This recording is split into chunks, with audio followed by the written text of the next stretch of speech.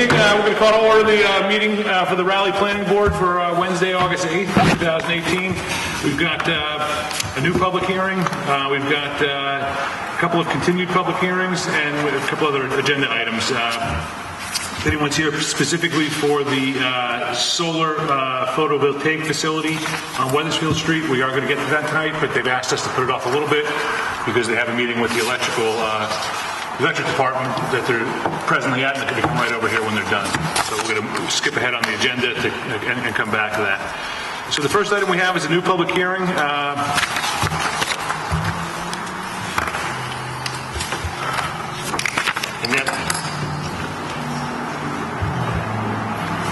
have to read a notice, and our planner's out, so I'm going to put that on hold for a minute. I'm going to skip ahead to the continued public hearing on the special permit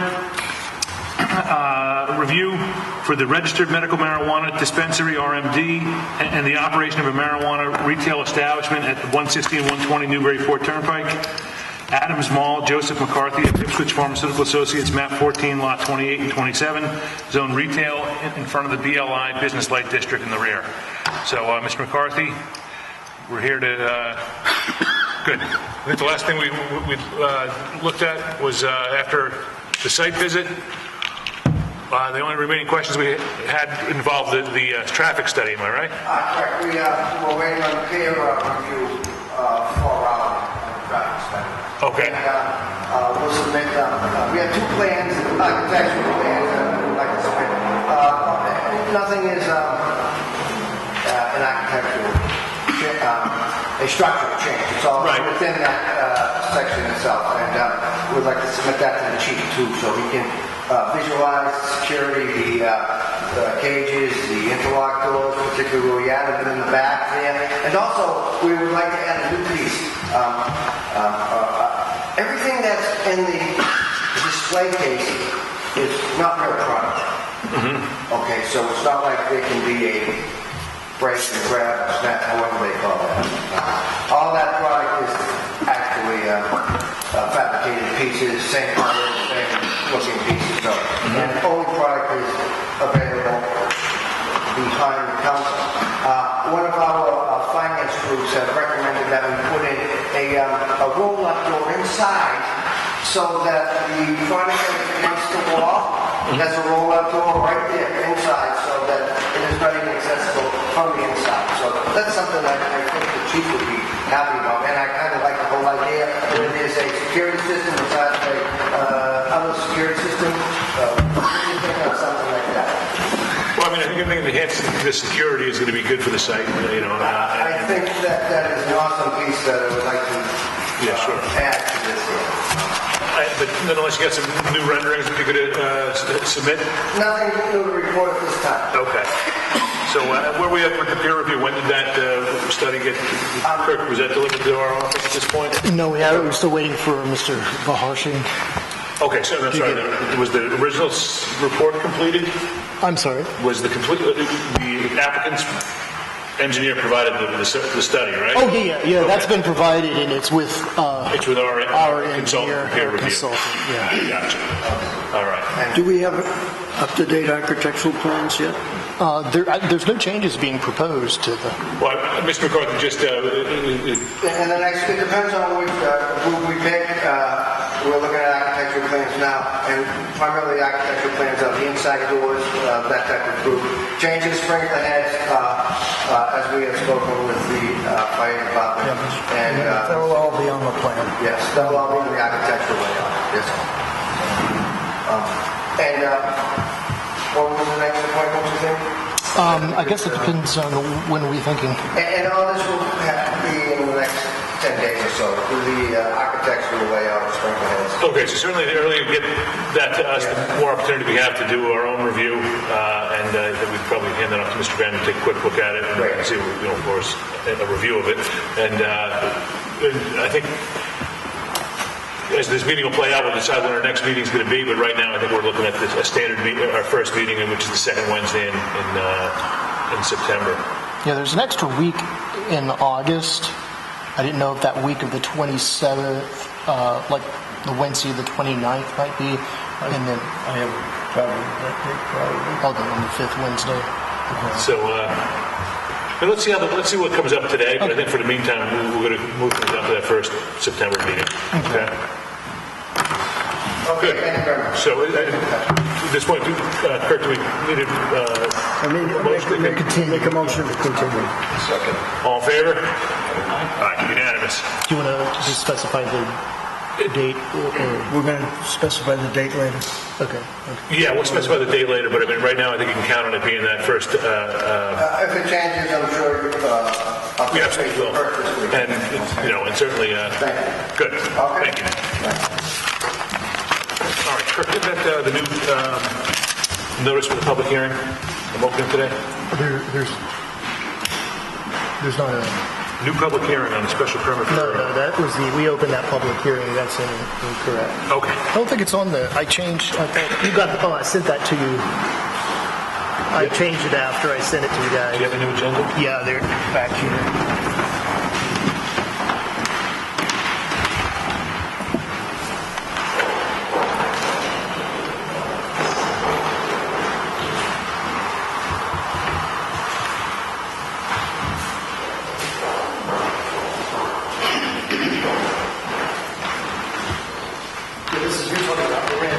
We opened that Yes. last.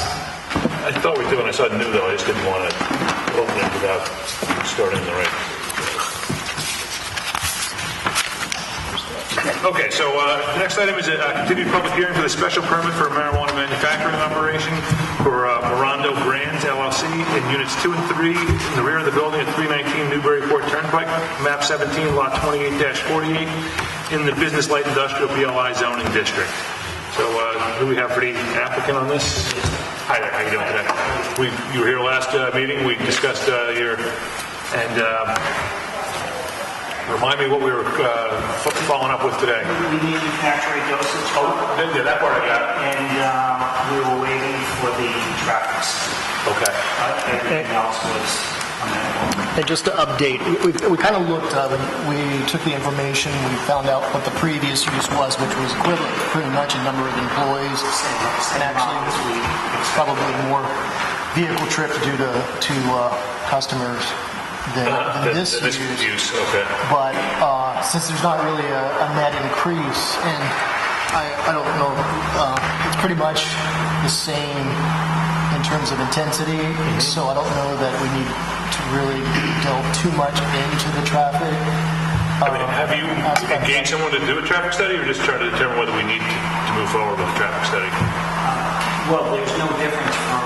I agree. No, I haven't, Yeah. because we're not expecting any Because traffic. there's no change from what was the previous use? Yeah, what It was a medical company that tested instruments. Yeah. And they had the same amount of employees, 6 the same. But your product, you take it someplace. Yes, there's no traffic coming into our facility whatsoever. there's like two van deliveries a week or something. Yes. And I know we discussed the loading dock in the rear, but there is a loading facility too. Yes. But not much comes into that. No, we expect maybe, what we do is when we do our projections, we order for the month in advance, so we do a run that continues for the month, so we get our run shipment of cups, we get our run shipment of product to the Are they out there? Gotcha. Pretty limited. Okay. One other, And all right. Well, I mean, there's a security plan that was given reviewed. that we have a use that's considerably similar to what we're proposing, anyone feels that a traffic study would be necessary, appropriate. Yeah, I think for that reason, we reviewed the police chief. We met with the police chief initially, and he reviewed the interior security plan. I think we had it at a previous when we opened the public hearing. I haven't seen it. But you can come by the office. Okay. Because you probably have do you have a vault? Or a locked room? Yeah. Is there anyone from the public here that has any comment on this particular application? So at this point, no one has spoken up. So, is there anything we're reviewing? pretty much did everything except we wanted to find out, the last meeting we wanted to find out about if there was any change from the previous use. Right. We met with the fire department, the security, police chief, we met with the board of health. We had all of the approvals from those departments. We have our host agreement with the town. Good. So at this point, I would just suggest I can draw up the certificate of vote. If you're going to come by and check out the security plan, but it's already been approved by the police chief. And we have state regulations we have to follow. I'm totally familiar because I've worked with marijuana. So, is there anything in your timeline towards your own business plan that would be impacted if we were to keep this open until next? Because what we'd like to try to do is work on a certificate of vote, circulate that to you, take some additional input from any of the town offices that might need those inputs, with the intention of having you look at that, be ready to close the public meeting, and then consider the vote at the next meeting. We were going to do that for this meeting. Okay. I was told that I would get a draft, which I haven't. Nothing has really changed. I haven't drawn it up yet. One thing we can do today is vote to close the public meeting. And that just means we're done taking any information or additional supporting materials, and we'll work on the certificate of vote. But we don't have the vote to even look at it. So, that being said, there's no benefit to closing the public hearing today. It might in fact be better to leave it open and go to the next meeting at the same time we act on it. I understand you hope we get that done today, but for various reasons of the meeting in July, we have a lot on the docket. And now, so we'll get back to planning here. Put you on for the 8th. This is the 8th of September. And we'll absolutely see draft before then. It's the 5th or the 12th, isn't it? No, it's like the 12th. September 12th. Everything seems possible.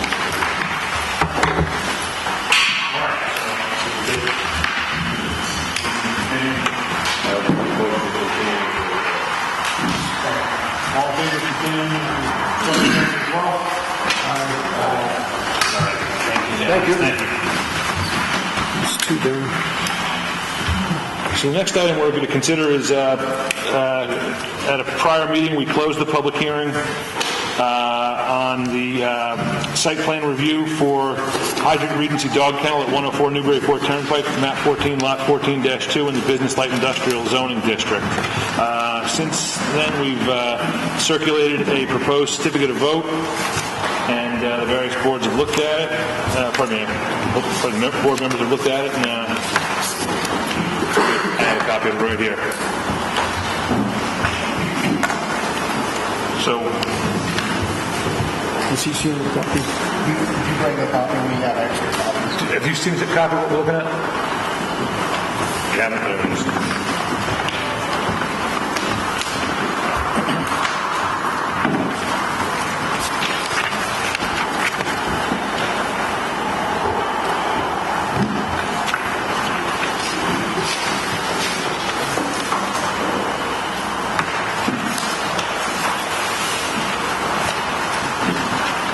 So what we're intending to approve here was the most recent plan that you'd submitted from your engineer, which had the single dog run, okay? Otherwise, your parking area was laid out as proposed. Your runs from between the kennels were laid out as proposed. The item that we've continued to be hung up on is the temporary structure. This does not preclude that temporary structure from being there, but it requires that you obtain the permit from the Board of Selectmen to do so. Okay? It also tells you that you have 60 days from the date of the issuance of this to get that Board of Selectmen approval, and depending on how that decision is determined, the building inspector would have the authority to force the removal of that. So if it's not approved by the Board of Selectmen, then it has to go. But you still have the benefit of the certificate of vote to build the structure you intend to build. All right?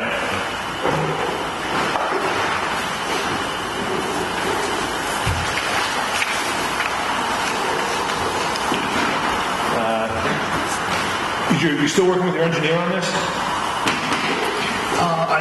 I talked to Rich Williams today. He couldn't make it tonight.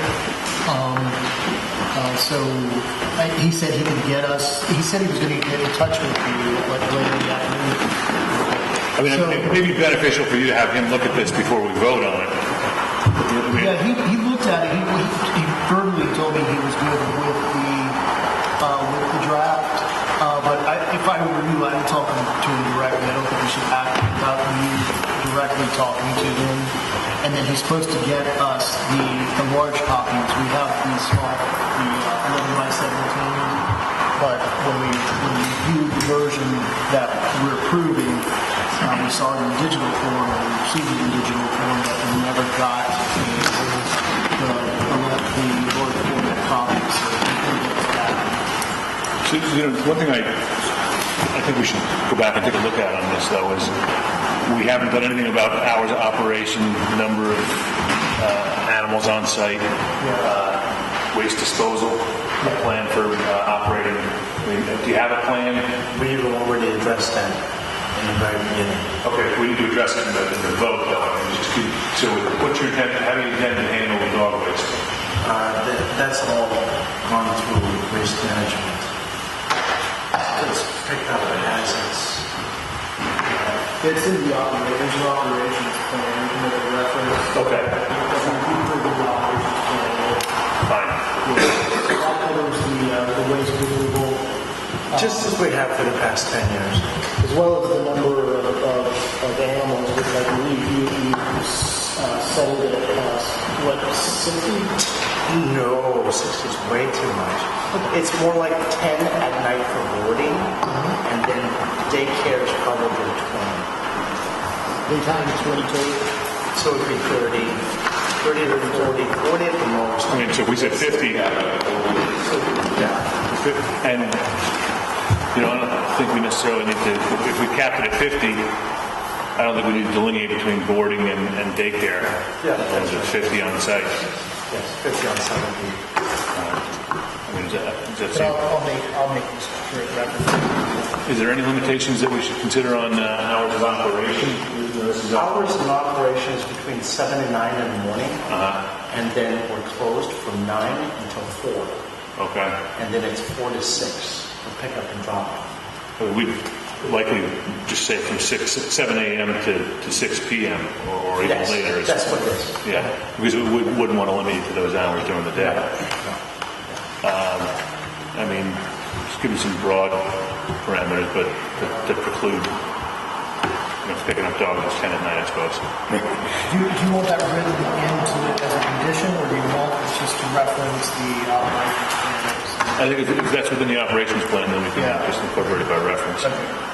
Yeah, and then, of course, the towns would be exempt from that in case the dog comes in at 11 o'clock at night. Oh, sure. Yeah, we'll look at the operations manual and make sure that's the case. Because you take dogs from municipalities that are from the... Medical emergencies. Gotcha. Mr. Baselock? Mr. Chairman, Brent Baselock, Conservation Agent representing the Conservation Department in the town of Raleigh. The applicant has pretty much ceased to provide any information to the Conservation Department after the initial go-around where there was some professional representation representing his business interests, specifically in regards to stormwater operations and maintenance of any stormwater management. We had initial issues with the property was discharging sediment-laden water to one of Mass DOT's catch basins located on the front of their property. We've received no subsequent information as to whether they have stabilized that area, whether they still maintain a silt sack in the catch basin to try and keep the catch basin from filling up with sediment. So I'm curious as to whether your potential for issuing them a certificate of load is it? Certificate of load is what we'll be looking at. With conditions? Yes. Do you have any conditions that relate to the stormwater management, maintaining vegetative cover or stabilized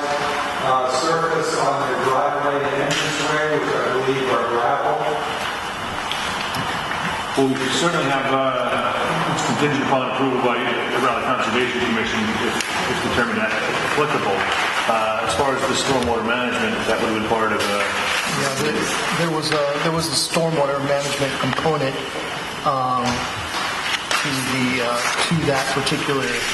to that version of the plan from December. Which do you remember what you commented on that part of the plan? The size of the project disturbance, I don't believe triggers the need for a special permit under the Valley Stormwater Management and Erosion Control bylaw. But that being said, that bylaw requires everyone and anyone to not discharge sediments off of their property into public rights of way, which they definitely have. And so I'm just wondering if there's going to be some type of appropriate condition,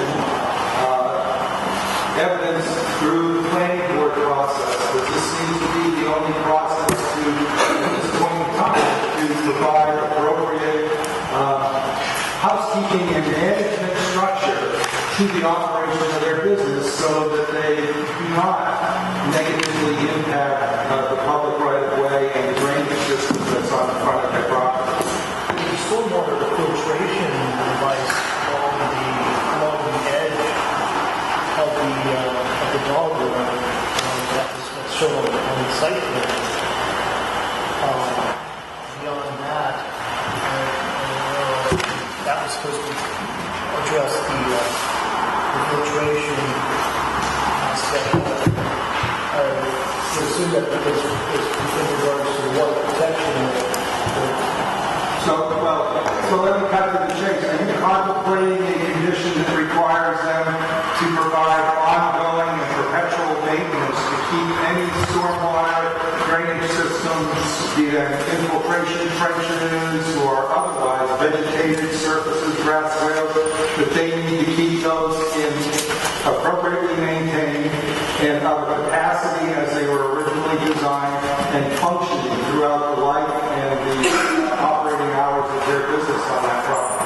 And we've made some reference to an operating agreement with the maintenance agreement that the applicant's going to have to submit, and I think we ought to include in that maintaining All the stormwater stuff is included in that. But I do think it makes sense to go back and look at the plan to make sure that, given how this process first unfolded and then came to a conclusion 2 months ago, I don't know the last time we had a review of the plan. December plan. The December plan, Mr. Graham commented on it, they responded to it, and that was the response plan that we're approving, right? Yeah, exactly. I think we've been waiting for the Mass Highway for 5-6 months now, and Right. we want to keep it, hold on, and keep continuing as we can. Well, I think we have 90 days from the day we close the meeting to make a determination, which we did, at this point, 60 days ago. So I think we need to kind of act on this at this point. Would you like me to speak to that? Yeah, please. Larry Graham, H.L. Graham Associates, Technical Review Agent for the Planning Board. I reviewed the last set of plans, which were modified in response to some of the comments that we made, and we indicated to the Planning Board our general satisfaction with those last set of plans. What Mr. Basilick is asking for, which is not in the certificate of vote, and whether or not the board wants to put it in there is at your discretion, is whether or not there are specific conditions of approval for this plan that either reference their own operation and maintenance plan with respect to drainage, and if they don't, or whether they do or not, whether they are repeated in this certificate of vote that you are considering approving. And then that's for post-construction operation and maintenance. That's what he's asking. Right. Just a statement that, any property owner, once they develop their facilities, they just need to be properly maintained and cared for so that they're a good neighbor and they don't cause any detrimental impact to public facilities such as the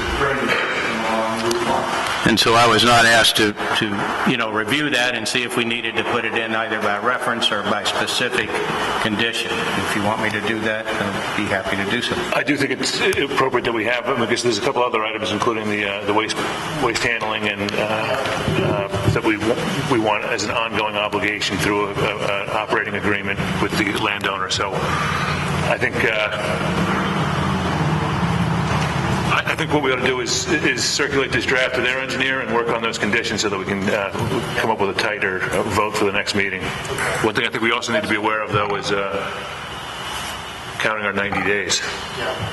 So when did we take action on closing this public meeting? It was,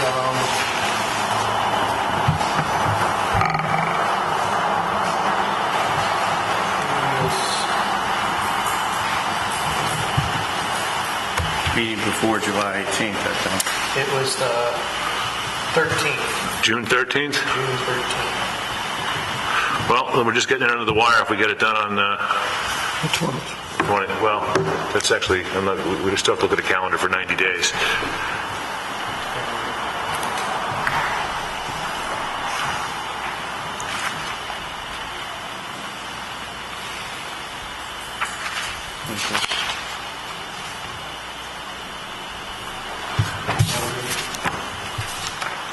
That was the one, because I for that.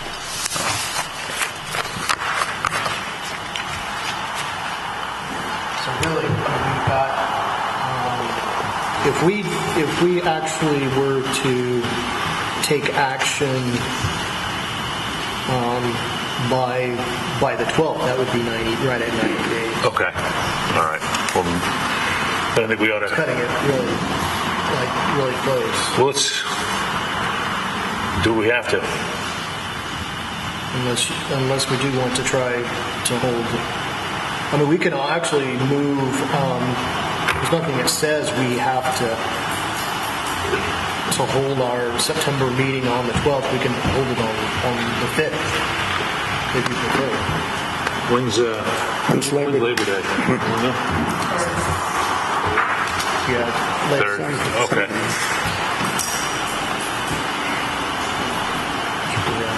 Sure. That way, if we come up with a second meeting for September, we have some options. Yeah. Larry, would you be available on the 3rd? On the 5th? Yes. The 5th, I'm sorry. 5th? I don't think so, but I could certainly have my report or my part of the draft that you've asked me to do tonight well in advance of that. I'm not sure I'll be able to. You're not sure you'd be able to get to that? But all you need is his information to go into the CRV. Yeah. Yeah, okay. All right. Well, then I think we're going to try to hold our first meeting in September on September 5th. We'll let Mr. McCarthy know that that's what we're going to do. But we need a motion to continue this to... Make a motion, we continue it to September 5th. Second. All in favor? Aye. Aye. So we'll try to get this out, and it's Rich Whittam that's on it? Okay, great. We're getting there. Okay. It's hot here. All right, so we have a continued public hearing, special permit site plan review for the large-scale solar photovoltaic facility at 623, 607, 599, 615 Weathersfield Street, map in lots 11-53, 1158, 1158 sub 1, 1158 sub 2A, 11-58 sub 2, 1163, all in the outlying zoning district. So, since the last meeting, I think we had a couple of further revisions to the plans. We've circulated a certificate of vote. I think everyone's got some, when we're moving this thing a little closer to a conclusion at this point. But I think, Kirk, were there copies of this proposed vote available for members of the public? Not for everybody. Okay, gotcha. Just wanted to just see where we're at with everybody. May I see a copy, Mr. Chairman?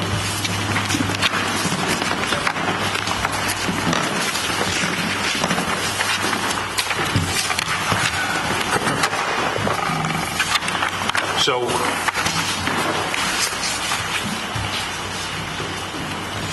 there are a couple of items in the in the proposed vote that we're considering that I think we still need to consider. Kirk, I noticed on page 4 of the vote, I just want to clarify this. It says the plans propose to use the existing access from Dodge Road. I think you mean Weathersfield, right? Yeah, it should be better. Okay. Where does it say? Page 4. There's extra things on the...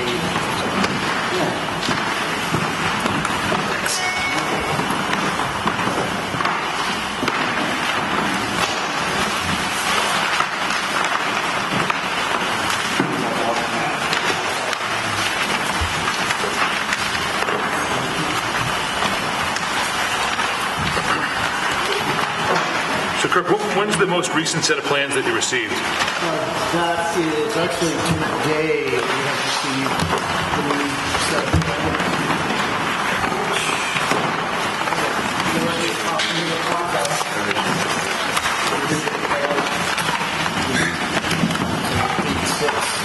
How many copies you got? I have like 5 packets. Okay. Did you guys bring these are to show? Tom Beatrice for the applicant. Here with Benny Cammett.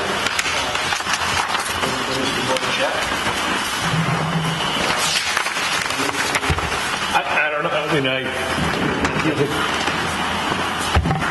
Do you want to? what have we... I was actually expecting you guys to bring to have them. Still got a date of 8/6. Is this the same one Larry's got? Yeah, Okay. that's Okay, 8/6. It's called revision L. that's their day. We actually got it. Okay. When did you get yours? A couple days ago? Yeah, Monday, I think. Monday. You want that to be the 6th. Oh, is it? Okay.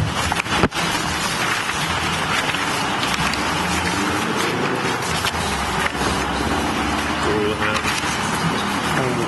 Just pulled it from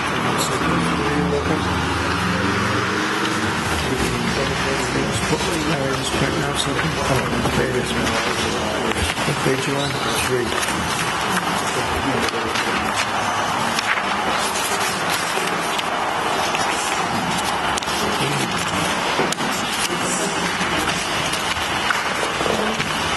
Gotcha.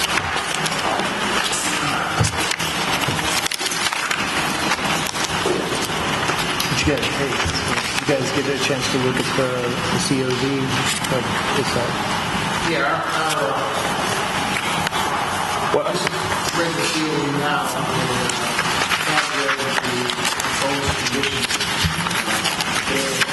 yeah, Some of our comments. yeah. So we have those, and we can go over those. That was,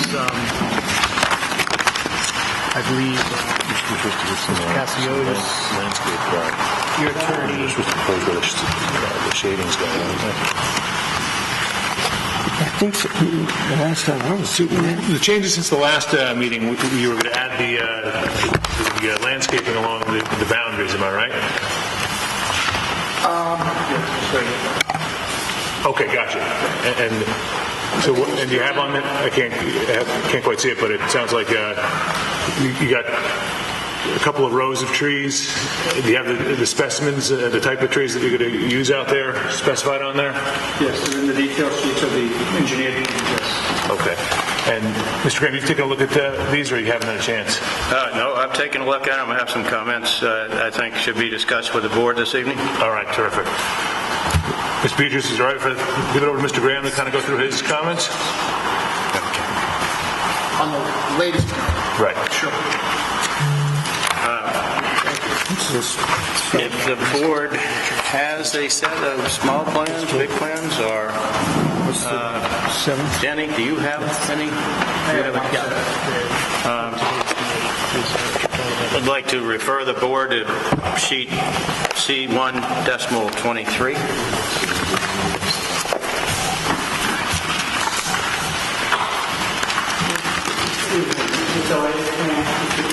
It is. I believe it was in references. It was submitted today, correct? It was submitted Monday. Well, Monday, I'm sorry.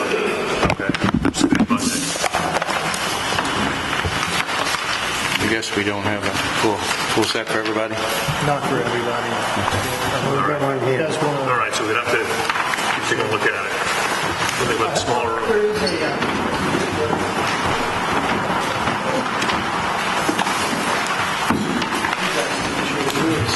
Here are the oh, I thought. Those were the document? Oh, they just passed them over.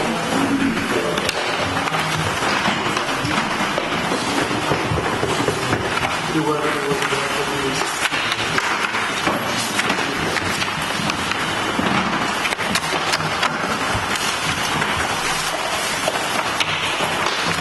I think the ones that I passed out, that stack, that was the rest of them.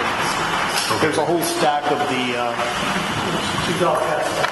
Can we have a couple for the? Just you guys could share.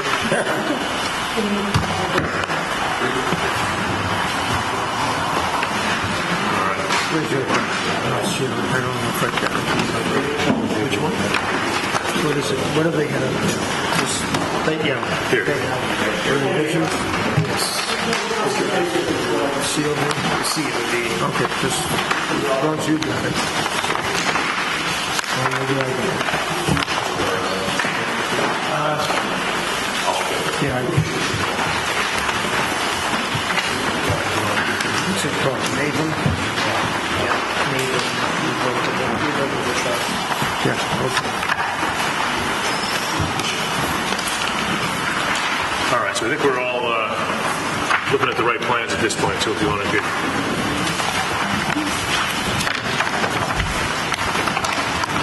I refer the board to sheet C1.23. Got it. 23? They-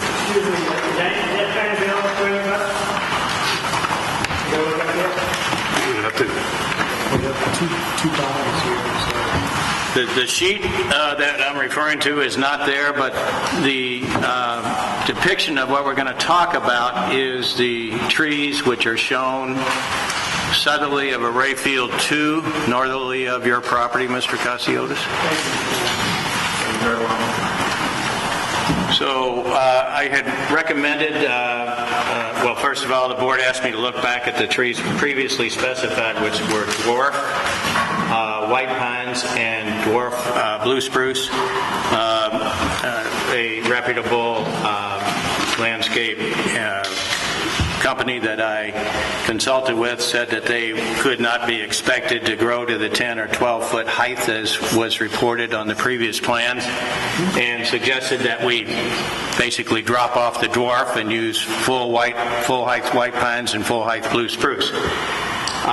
And I had recommended to Camet that they space those 15 feet off of the proposed fence to the south, and then space all the trees staggered, alternating species, 20 feet apart, and that's what C1.23 and the plan up here represent, a total of about 33 plantings, 17 in the northerlymost row and 16 in the southerlymost row.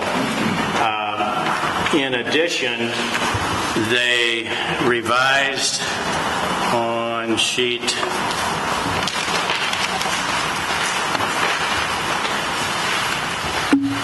it's a detail sheet C511. They revised that detail 8 on sheet 511 to read what I just described as a alternating Colorado blue spruce and white pine in an alternating pattern spacing 20 feet apart, planted height 6 to 7 feet, which was a discussion at the last meeting in response to a comment by the abutter. However, they left something on that detail description which I think the board should discuss tonight, and that is the mature height of 10 to 12 feet maximum. The mature height of those trees could be probably 20 and up, 30, 40 feet. I think in talking with a representative from Camet this week that they intentionally left that on there so they could trim those trees to that height such that the southerly exposure to Rayfield 2 would not be impacted by the shade from the taller trees.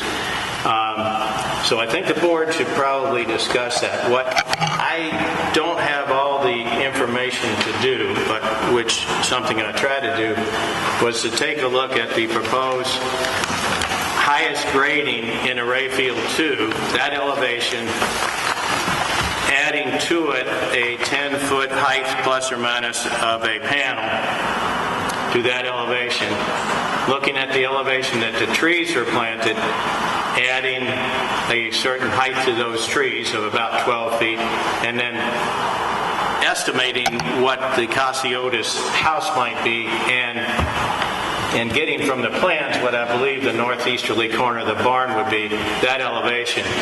And essentially, if you stand at the northeast corner of their barn at the elevation shown on the plan with the 5-foot eye height, looking toward the array field where the highest point would be the knob that they propose to cut down, look like the 12-foot height of the trees would block the eye, the line of sight from that corner of the barn. But I don't believe it would block necessarily the line of sight from the house, because the house is higher than the barn. However, the plans do, as we talked about last week, have about a 40-foot strip, limit of clearing strip, between the common property line of the two persons we're talking about and their limit of clearing. So in other words, there is a 40-foot strip that would provide the screening to that same point we're talking about that is not there for the barn. So, I mean, the only way to resolve this would be to ask the applicant to do a profile from 1 or 2 points on the property to the northeast corner of the barn and to the house, do 2 lines of sight, plot the existing terrain, plot the panel at the highest point, plot the trees where they are going to be sighted, and see if the line of sight is in fact interrupted by this proposed screen. And otherwise, I'm just kind of guessing. It's close. It's close, but we have 40 foot of no cut, and what's the vegetation in there that we also, that was pretty mature. Excuse me, may I interrupt? Yep. I want to bring that 40-foot no cut from my property line, and I was looking, Mr. Green, I was looking at Plan K after last meeting, and I never saw a 40-foot no cut indicate. I said 25 feet, 25 feet, 25 feet. So I've never seen a 40-foot indicated from my barn on the northern side to the barn. 40-foot no cut from my property. That scale. I only see 25 feet every time I look. Second by the wetland, 25 feet. Nothing indicates 40 feet. And that was one of my concerns in my Yeah, there was. I scaled that, and that's the discussion we had at the last meeting. Was that I said I'm scaling 40 feet. Perhaps that is something that we should have in the conditions as well as indicated on the plans. But you had requested, I think, 50 feet, but they had proposed 40. The board seemed to be satisfied with that. But to your point, Mr. Chairman, that 40-foot ends about halfway down. So and yet that's why we intended to have them to have the screening to the east. Correct. Yeah. Correct. So to really give the planning board a tool to see if these proposed plantings at what they would like to have as a 10 or 12-foot maximum height is sufficient, I think requires that type of a detail section. And we have to consider if that's, Mr. Beatrice? I'm slightly confused as to how that would, if that happened, because we're not we would not agree to a further delay on that issue because we've exhausted that issue, I think, at the last meeting. And we specifically agreed to the 33 trees outside of the sight line of where the 40-foot no-cut zone is, with mature growth in there already, that arguably screens the array from both the house and the barn. And apparently, it would only be in this section of Mr. Cassiotis' property that would not have the benefit of that 40-foot no-cut, which is why those trees went in. And we agreed to the 10 or 12 feet. We initially thought the dwarfs would actually provide better screening, and disagreed with the information that Mr. Graham provided. But what we propose is what was requested, and we think it is overly sufficient for what the Sure, it's just, I mean, and we're getting down to the nitty-gritty here, but Colorado spruce have had one, they grow about a foot or two a year. It's going to be well above 10 or 12 feet in a very short amount of time, and you're going to be topping those things, which may not be, given that you want to... I mean, well, then I don't know how else to do that. But they have to, for your own purposes, you need to limit it at 12 feet, right? So you don't keep shading sight lines. Which is why the dwarfs were originally proposed. Well, then we need a section. Well, I didn't know if... You can approve that the 12 feet is good enough. Depends on what the board's action is going to be tonight. You have a draft decision, which I think there's some more items to be discussed from the applicant's comments here, which I haven't looked at. There were some comments by Mr. Baslik that I wanted to respond to tonight as well, that he specifically asked me, or would be in my wheelhouse. And so if the decision is going to be made at the next meeting final, I think that would give us plenty of time to get a section, just so the board has some comfort of what the heights how the heights would benefit the screening. I would like to resolve those issues tonight. I think there's enough information available to do that. We've discussed it at the previous meeting. The choices between a dwarf pine and a regular pine, we've complied with what was requested. We've been trying to get to the end of this process since June. This is, as I'm sure the board can appreciate, and frankly, I don't think it's an issue that should delay. I'd like to give the board sense, but I don't think it's an issue. Excuse me. Yeah, no, Mr. Beatrice has it. I don't think it's an issue that should serve to delay this matter. I mean, there's 33 trees and there's 40 feet of no cut. That's significant. Again, as I discussed at the last meeting, dwarf is called dwarf for a reason. They don't grow. Okay, I went to the one on Central Street. They have dwarf pines. Please, they're put 2 feet off the ground. I mean, I don't live in a residential area. I live in a wooded forest area. I think requesting a 6-foot tree to 8-foot tree, they can find something that grows to 12. They need to sound I get it, but I don't want something I want. I mean, the tree that we're proposing, based on their own specs, is that a mature height of 10 to 12 feet. And where we scratched the word dwarf from the approval, and they've scratched it from their specimen list. I'd like the shrub to be at least 6 to 8 feet. Again, detrimental impact. I have to look at it. No one in this room is going to look at this solar panel array, commercial property, except for Sandy. So I think it's a legitimate request. I know they want to move on. We want to move on. Everyone wants to move on. It's a simple request. I have a couple other small issues to resolve this thing. I know you want to vote for moving this along. So don't we. But I don't think that's unreasonable. Again, So again, what we're saying though is white pine and Colorado blue spruce. That tree will grow to a 10 to 12 foot mature height. And what I was just questioning was, isn't it going to grow higher? Well, the applicant mentioned if you have the landscape or forest individuals, there must be a tree in this world that can cling maybe I'll go this route. I don't know that, I'm not a farmer person, but, I mean, I don't think anything else.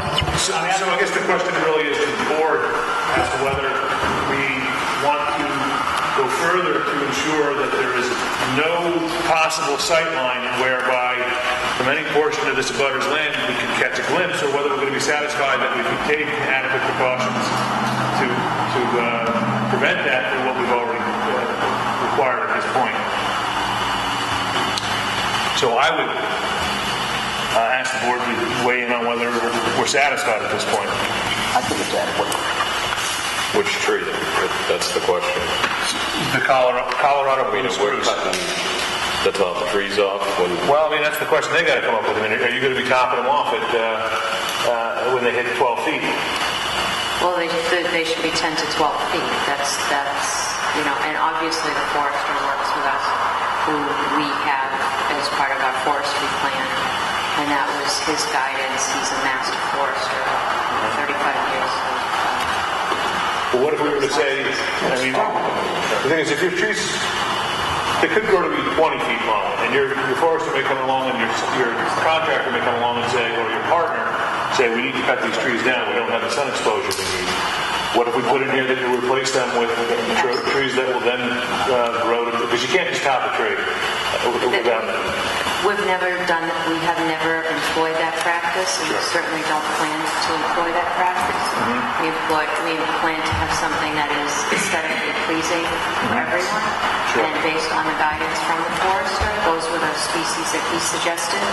And the reason, Mr. Beatrice, I think, touched on, is those dwarf varieties actually are fatter, and they're deeper rather than just whiskery or taller as the standard. We can certainly put something that, 10 to 12 feet, that's what we're going to do. They generally come standard 5-gallon buckets, Right. so they're not going to be itty-bitty. I mean, what about dwarfs in front and Rothmans in the back? Well, I think the question is, we can stick with the larger ones, but when they require maintenance and to come down, we replace it. Of course. Of course, so I think that's how we should condition this. Or at least it's one way to condition this so that we don't have to go any further. Is this the right location for the barrier? Is this the right location for the trees? Correct location. That's the only option. I mean, It's what was requested and suggested, and it seems to make sense. Yeah, if I could respond, it's the higher location. As you move south, you're getting lower. You're also in a retention area, which has been proposed, for stormwater management. So we would certainly agree to that. Okay. It makes it easy. to go with the big ones and replace them as they need to be. Okay, so we're willing to proceed without requiring any further elevation It's necessary. engineering. Okay. So let's move beyond that. Did we do all that? We did. They're going to be planted at 6 feet and possibly replaced when they get over 20 feet or 15 feet, whatever. Mr. Cassiotis, we're on this board, we're going to take care of what goes into the vote. We can't have you micromanaging everything we consider. Well, I need to do that, sorry. I live there. All right, so let's proceed.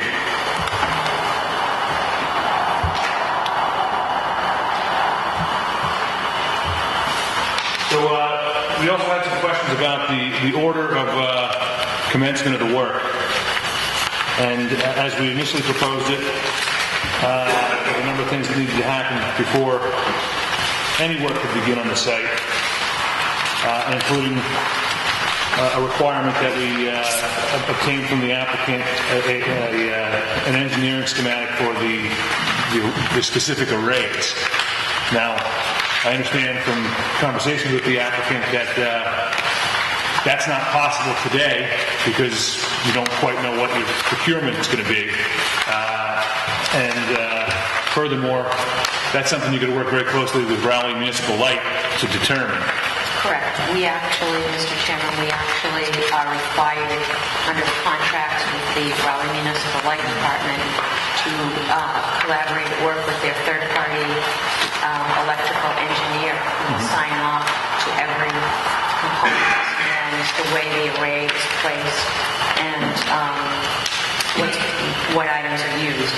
We have to provide that form or that plan to them because this is, part of the distributed energy that feeds into the Raleigh grid. So they sign off on it. And it's regulated by national standards. Yeah. So, and actually, Mr. Foley said we had a meeting at 7 with Raleigh Light, and he was going to try and make it and weigh in if the board so chose, but we felt that was made part of the conditions. So what we would be considering here is waiving the requirement that they submit that to this board, but that instead that they get the approval from the Raleigh Municipal Light. And state law requires that anyway. Right, so just so that it's not going to be a hurdle. Which is like... Yeah. I mean, by reference it's going to be, but it's not something we're requiring. City go to Raleigh Light and then the Kirk just to see that You could certainly copy the board. I mean, it's going to be a condition, but the plan review is not going to come to us. I think it's better left to the right, experts. the plan review there, but to make sure that it's complying with something that they might have missed. Should come to you. Right. He has to check the load, he has to check every piece of equipment and go back to the engineer, the third-party engineer for the municipal lighting department that will sign off with the Commonwealth of Massachusetts as well as, so there's oversight. So we just need to make sure they get their sign-offs. Yes, we can't do anything without it. And that there's no deviation from the general intent of this. And getting the final compliance check, all that's contingent on us. So they've begun their study, their impact study. We have to wait until they provide us information because what Raleigh does is they will check with the substation and with National Grid as far as what load can go into the system and what's required for us to actually put for particular pieces of equipment. And then when they provide us with that part of the report, we provide them back exactly what those items will be and the entire plan, and they sign off. So what was initially proposed as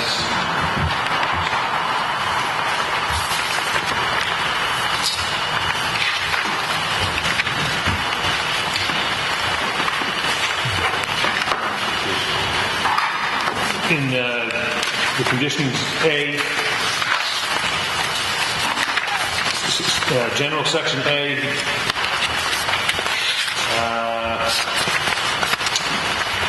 I think we were discussing section C. section, okay, section, right. C, the introductory paragraph to section C.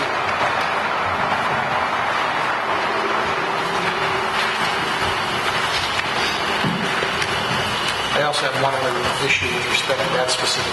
What page do you have that on? It's on the third page of.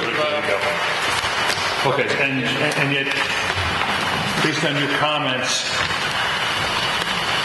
you'd like to see this C number 1, for the most part, deleted from this order and just have reference to the Raleigh Municipal Light Department engineering. Correct. Mr. Graham, do you have any issue with it? Well, I understand the response being stamped by an electrical engineer approved by the light department. However, this board has reviewed plans that have been fairly specific to these array fields with respect to the panel widths and the panel lengths and the lengths of each row. And I think this board should see that somehow be in the loop that these plans are comport with the plans which you're going to approve tonight. Yep, right, that's what I said. Spacing between the rows, the width of the panels, the width of the rows. It's all important. It's very important to stormwater management. It's obviously important to the applicant, but I think that you need to be in this loop somehow. Okay. My information is that the requested information, panel dimensions, rack dimensions, etc., will be in those plans that are discussing that have to be approved by Raleigh Wright. So They have to be consistent with the plans we're approving here, I guess is what the point is. I know that your mechanic went through the exercise of inserting all these panels on here, absolutely. including the spacing. We're just unable at this time until that impact study from Raleigh Municipal Light Department, third-party engineer, comes back to us to say that this is what the substation and with grid tie-in, what Raleigh Municipal Light needs to do, and this is what you need to have in place to accommodate 2 megawatts. So we can't provide, we will provide all of the same information that Mr. Graham is speaking of, not only to you, but to the assessor, to everyone. Sure, and the concern though is that Consistent with the plans of record. Yes. I think that language That's fine. was... consistent with the plans of record. And the concern is that if the arrays that they proposed are of a greater density, then the stormwater management calculations are all off. So that's, but, Mr. Chairman, yes. would it satisfy the board moving in a direction to seek a resolution of this to require the preparation of a professional affidavit at the point in time when they're considering as-built, that the field of panels does not exceed the design parameters based on stormwater compliance and stuff? Would that It'll be way too late then, Brent. Way too late. You were good until you Way said too. built. Horse will be way out of the barn by then. Well, then choose a different point in the process where they know what they're doing for panels, just like we did with Brightertree and the Country Gardens facility. Well, there was actually a reduction in some of the roads because the technology... Well, the point in the process was prior to commencement of construction, lumped in with the access road and drainage facilities, which I see they want to cross out, and I can understand why. So they want to go ahead and do the site prep. Right. But if they didn't cross out, and I agree, prior to commencement of construction of the array fields, and adding that clause suggested that it's consistent with the approved plans, I think is good and consistent by the planning boards. What you're getting at is they let them go to the Raleigh Municipal Light Department, work with them, and then come back to us with their final product, and we're just going to measure to make sure it's consistent. Prior to construction of the array fields. You're right. Yeah. Yeah, that's totally reasonable. Fine. Rather than completely transfer Otherwise, it wouldn't be responsibility over accurate. to Municipal Light, Right. we still have the oversight to make sure that we're not changing our dimensional requirements. But I understand Brent's input in terms of that it wouldn't exceed the area that's proposed in the plan. Right. I certainly understand that, and I understand why. And I think that's the scope of our review at that point. Really, Correct. not to otherwise consider your components or that type of thing. But, so, while we would be leaving this review in, this paragraph C sub 1, we nonetheless want to create a new category, which allows you to construct the roadway prior to, once you get this approval, you want to get moving on the roadway. Well, I think if we just delete the language that's in parentheses, access road and drainage facilities, that's in the heading, Yeah. I think that would just cover it because it's specific to the array fields. And there's other provisions in here and on the plan that deal with the access road and the drainage. So I think what you're saying is that we just deal with B, prior to commencement of any site work, we meet all those conditions before we started anywhere. But then once you meet those conditions, you'd have the ability to move forward on your entry construction, and then you couldn't move to C until The plans are approved. Everything's in- by Raleigh Light. Right. And so on, correct. I think that's the only sensible way to do it. Yeah, I think you got to. I mean, otherwise you could be waiting until winter to cut a road in. Correct. All right. I think we can work with that. Yep. Good. All right. That, excuse me, but I haven't read or digested all of this, but C was lumped in there with the access road and drainage facilities, and I think we have all agreed that C1, rewritten, consistent with the approved plans by review of the board or their representative, makes sense. Maybe C2 still needs to be in there prior to the construction of the access road and drainage facilities, because that is a written construction sequence and construction schedule. Yes. So I think we're going to have to rehead some of these, these conditions. I agree. So, Break them out, separate them. so C2 needs to be May I make a suggestion? up in B. First of all, we requested that the last sentence in C2 be deleted because it states planning board approval of these schedules must be obtained prior to any construction. I guess my question is, what do you mean by approval? Are we back at a meeting? Because if we have to come back before the board to get construction sequence and construction schedules approved, that seems to be overkill. So my client's position would be just to delete the last sentence and leave that paragraph in there as is. I think what we can consider that removing that last sentence, but I think what the whole point is to move paragraph C2 up into B, so that your sequence has to come before you do anything. We wouldn't object to that. Yeah. Now, as far as what kind of approval we have of your sequence, I agree we don't want to wait for a meeting. But I think we could have you give it to Mr. Graham to just review and approve, something similar to what we had him do. Mr. Graham, could you take, if we were to submit a sequence to you for your just comment, and if you don't see any issue with it, you'd be able to comment to that effect? If you want to give me that authority, I certainly can. But let me comment on that. There were a certain number of details left out in this particular petition, and what I've tried to do is cover the details which were left out at the applicant's request to kick down the road for further planning board consideration.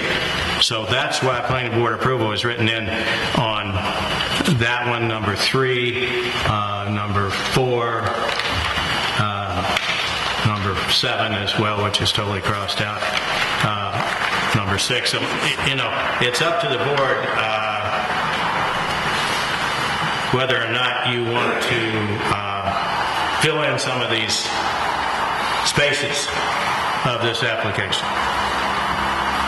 Why don't we say, submitted to the planning board 7 days prior to commencing work, and we've got to have some kind of a comment period because there's something in there we wouldn't want to proceed until we had to consider those comments.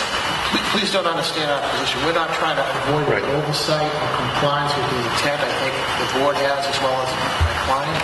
What we don't want to have to do is to come to 4 or 5 meetings for each issue. And I think it's a waste of, frankly, the board's time, and it's expenditure of resources that I don't think is reasonably necessary. Happy to have Mr. Graham look at it, or any way that the board thinks would protect the integrity of the law as it applies to this special permit. Just don't want to have to come to 6 more meetings and on fairly simple issues. I think most all of these could be submitted, next next week, in 2 weeks from now, long before you commence construction, for my review and recommendation to the board so you can move on and not hold you up during construction. I appreciate that, Mr. Graham, but I actually don't agree with that because we would absolutely be unable to provide a construction sequence and schedule in the next 2 weeks. But you have a construction sequence written on your plan. Do you know that? But the schedule is a whole different animal. Okay. But you have a construction sequence written on your plan, and all that needs to be done for that once you have a contractor and you have a schedule is to, enhance that and provide a schedule. So if the... And then no contractor is going to do a job like this without having a spreadsheet schedule of how he's going to construct this project. So it's going to be done. Well, I'm not saying that it isn't, but our position is the approval language in that paragraph. I mean, you have the sequence on the plans already. How about if we said planning board technical agent? Or planning board agent? I'm sorry? We didn't say planning board. Rather than say submit to the planning board, we submit to the planning board technical review agent. That way it doesn't have to come before this board. It can go right to the agent can comment on it. With the understanding that if I have an issue with it, I'll bring it to the board. Right. And if I don't, then I will think we make the field approval and bring it to the board that it's been approved by me. But that's right. I mean, I think it has to have some teeth because if it doesn't work, then we need to be able to stop it. But that being said, Mr. Hamlet, would you comment? I can briefly talk about that. Typically, in my experience with construction operations, is that the construction schedule happens and is usually submitted at the time of the pre-construction meeting on site. Every involved party, being Mr. Graham from the board, Conservation Commission, contractor, the owner, all those folks will be together and can agree on the construction schedule right then and there. That's fine. That's what we're saying. Just he needs to be comfortable with it. Right? Before we commence construction. We have to protect the neighbors. There's been a lot of neighbor interest in this project, certainly. Our job is to protect the neighbors too and get you moving. so if we said planning board agent review and approval of the schedule.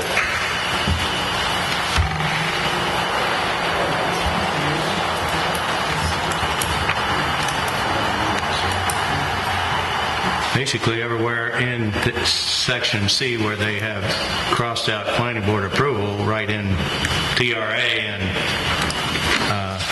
with the understanding that if I feel it goes beyond my authority, I'll bring it to the board. I think that's a good solution. Keeps you out of this process.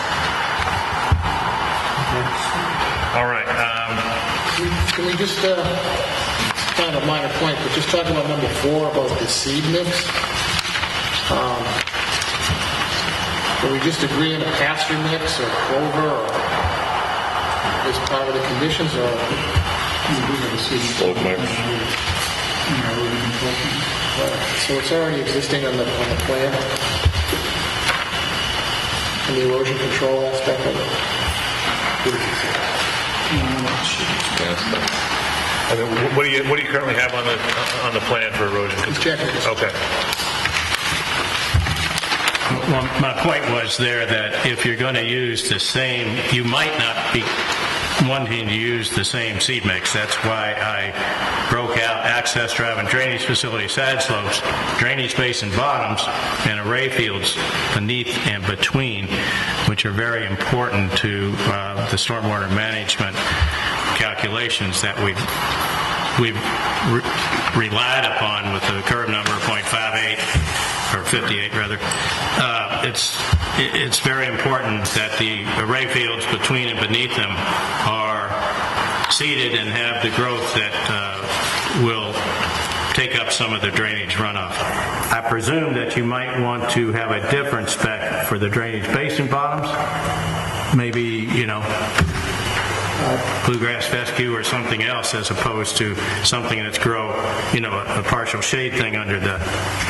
So what we're proposing on the plan, we have two different seed mixes. You have one during the erosion control mix. Okay. And that would cover all the exposed surfaces during construction, including the basements.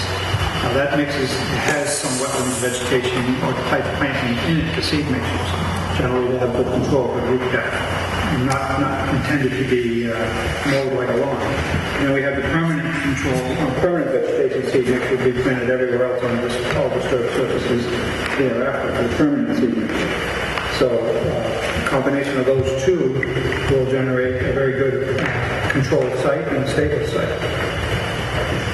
So the proposed finished seeding mix is the same, you're saying, then, for the array field as well as the exposed area around it? Well, the basins will have the erosion control mixture in it. Okay. Then the permanent seed mixture will come around to the edges of it and all the other areas around it. Well, the temporary, or the erosion control mixture is a quick-growing, deep-root plant to control erosion. right. And then what happens is natural vegetation just takes over and fills in between them and along them. And they don't die, but they get taken over by other native species. I will, if that is the response here, I think then that's the first TRA review that can be done right away. Okay. Yeah.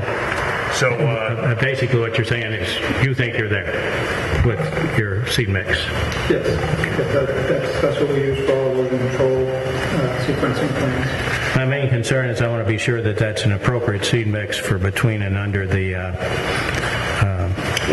panels. so as much as their position is that it's already on the plan, we still want something in writing that represents I'll look at it and make a recommendation. Okay. Yeah. I mean, I think we should nonetheless. I don't see any reason why it can't be left in the conditions. I think we can leave it in there. I just don't think we should. Yeah. We're asking them to provide us with a written description, which would presume that it isn't already provided on the plans. So, we don't want to hold them responsible for not submitting something that we've told them he doesn't have to submit because it's on the plans. I'll review what was submitted. Yeah, how about the TRA shall review the seed mixture.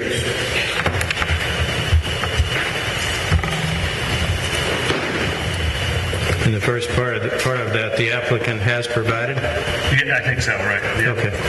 And then TRA will review. Okay. All right. Now, I noticed in the certificate of vote that was proposed, there was a decommissioning bond, there was a bond to insure against washout, there was a landscaping bond, and there was a fourth bond to insure against loss of trees.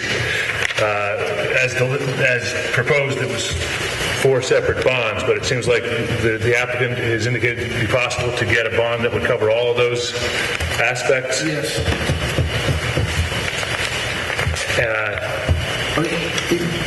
I'm sorry. No, I mean, there's certainly some question about the cost of decommissioning. I know we, discussed it generally, but... I'm glad you raised that issue. Let's understand that this is an agricultural site, and in the unfortunate circumstance that construction stops or something happens down the road where it has to be dismantled, my client will conduct agricultural activities on site. So that's why I've added language that should the applicant choose not to conduct agricultural activities on site, then the property will be restored. But from a practical aspect, with the trees that are coming down, if this, when this solar array disappears, if it ever does, it's going to be a hayfield or a cornfield or some other agricultural use. So in terms of the amount of money needed for a bond, respectfully, I seriously doubt that any large-scale restoral, what there would be is a large-scale transformation to a different agricultural product. But what's going to be left out there is a tremendous amount of infrastructure. I mean, every one of these is going to have a concrete footing. Concrete. Of height, you're going to pound the steel brackets right into the ground? Yes. Still, you're going to have a steel bracket for every array. Right. So scrap metal. Scrap metal. So, I mean... In 1 year. Right, depreciates. There must be some language someplace. There's standard calculations that we're happy to provide with evidence of the same for arrays that are all over. This is not the first It's time. boilerplate. It's just like a Can I point out that Sure. the bylaw that requires, it says the planning board shall have the option to require the applicant post a bond to cover the cost of removing the LSPDI prior to the approval of the special permit application. Is a lot of this not going beyond the scope of the bylaw? I mean, to restoration and... I agree. I mean, I'm pointing it out because that's how the bylaw is written. Right. So I think that... I think we can incorporate the reference to the bylaw, but that being said, they're trying to cap it at 20,000, and I think we should... I'm okay with referencing the industry standard and the standard that's acceptable by the Department of Energy in Mass. It's a standard number. To come up with 20,000... It's 10 cents per watt, Mr. Chairman. It's a standard number depending on the size of the project. And given the fact that there's no concrete on the site, and given the fact that the bylaw doesn't require a restore, and that this property... Well, what did you see? The bylaw requires decommissioning. It's a decommissioning to remove the facility. Right. It's not a restoration. So it can return to its natural state, but there's no requirement that they replant the whole forest. We're removing equipment, basically. Taking it out of the ground, putting it on a truck, and removing it. Right. I mean, it would require stabilization of what's left behind. Right. But in terms of doing full replanting... No, I'm not... I think that that's what they'd be doing. At the same time, I don't want it to just be like, well, it didn't work out for the solar panels. We're going to let cheap grades here and have no change in what's out there. But the industry standard is 10 cents per kilowatt. Well, then let's just incorporate the industry standard as opposed to a set amount. That's fine. It will be lower. We offered more. It will be lower. That's fine. The thing is, but the scope of this bond is, and that's great. I want to meet the bylaw, but I also want to, help you accommodate what you're trying to do here. We had proposed 4 separate bonds. Now you're talking about 4 separate areas that you get a bond for under one bond. Can you get a decommissioning bond that also covers landscaping? Yes, because it's in the permit, and if we don't, yes.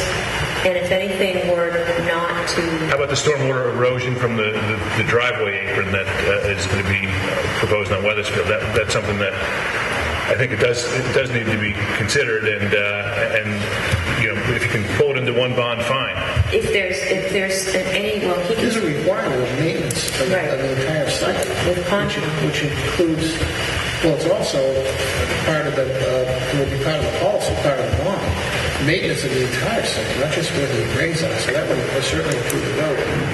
And if something weren't maintained and that we were notified and it wasn't remedied, that would trigger a release of the bond money for whatever issue that may be. That's what... Okay, so...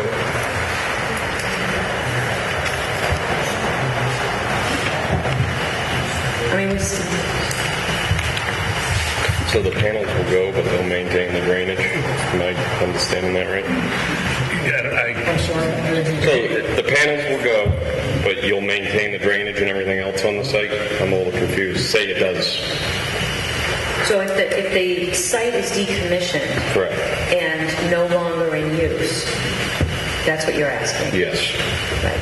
So if it's no longer in use and everything is removed without having to trigger a bond to cover the cost of the town to do that, then we will have fulfilled our obligation under the plan for this particular use. It will revert back to its current use. However, we don't plan to go out and plant and reforest if it's going to be a corn. I understand that, but you'll have catch basins and drainage basins, and that's all staying in place if you remove the solar panels? What would it? I mean, there's structures, there's stuff in the ground, pipe. Yeah, I think it's rubber flex and. That structure is put in place because of the road there. The road is going to stay. Well, that's the question. If they want to farm the land, if the road's going to continue to be accessed for the farming? Yeah. Okay. Yeah.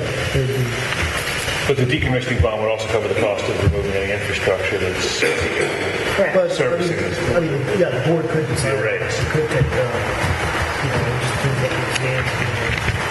Well, I mean, it may also depend on the preference of the applicant. If they do want to use it for agricultural purposes and to have an access road, if the access road were to stay, then so should the catch basin. Right. That serves the road, not the array field. Mr. Chairman? Yeah. Could you go back, maybe, I think this relates to this discussion, and look at A7?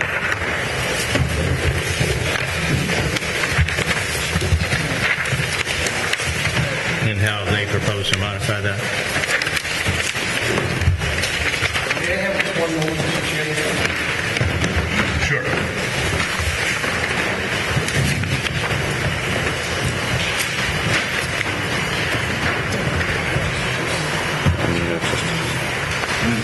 So the road would have to. They want to limit, so you take a look at their comments. Yeah, I mean, it's more than just Right. the driveway is not employed with the solar. The A7 of the Beatrice response? That was that's fencing. All of it's got to come down. It's all got to come down. The gates, fencing, But, catch basin. but not the,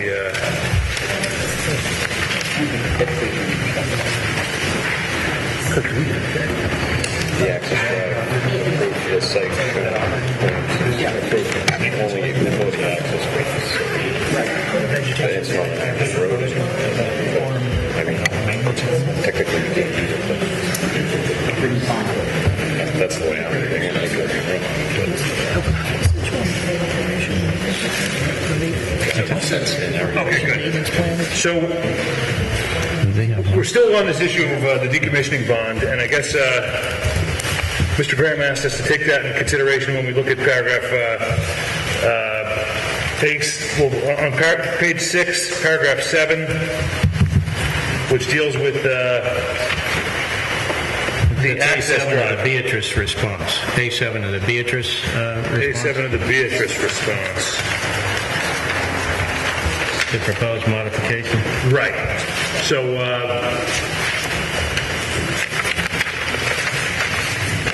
you're asking that we not restrict the use of this access driveway simply to access it or for the purposes of maintaining the solar facilities. You want this to read that it does not preclude the rights of use of access for permitted uses under all applicable municipal state regulation. Correct. I feel I should have let in with that tonight. Sure. But I feel very strongly about that, Mr. Chairman. And I guess we're getting back to the how that relates to the decommissioning bond. The roadway staying in, the storm drainage would stay in. Absolutely. But the fence would come down. Maybe we'll use the fence. I believe that this solar will stay for the 25 to 65 years. Right. So I'll be dead. We'll all be dead. I don't know what the fence is going to be, but I'm sure, God willing, we have 5 generations of our family, and hopefully it will be the agricultural use. We may use the fencing now for our other animals. I wrote that condition and wrote in any other purpose, residential, recreational, agricultural, industrial, and they've crossed out all of those. So what they are suggesting that this access drive, as I read it, use of the access drive permitted under for all other uses, basically.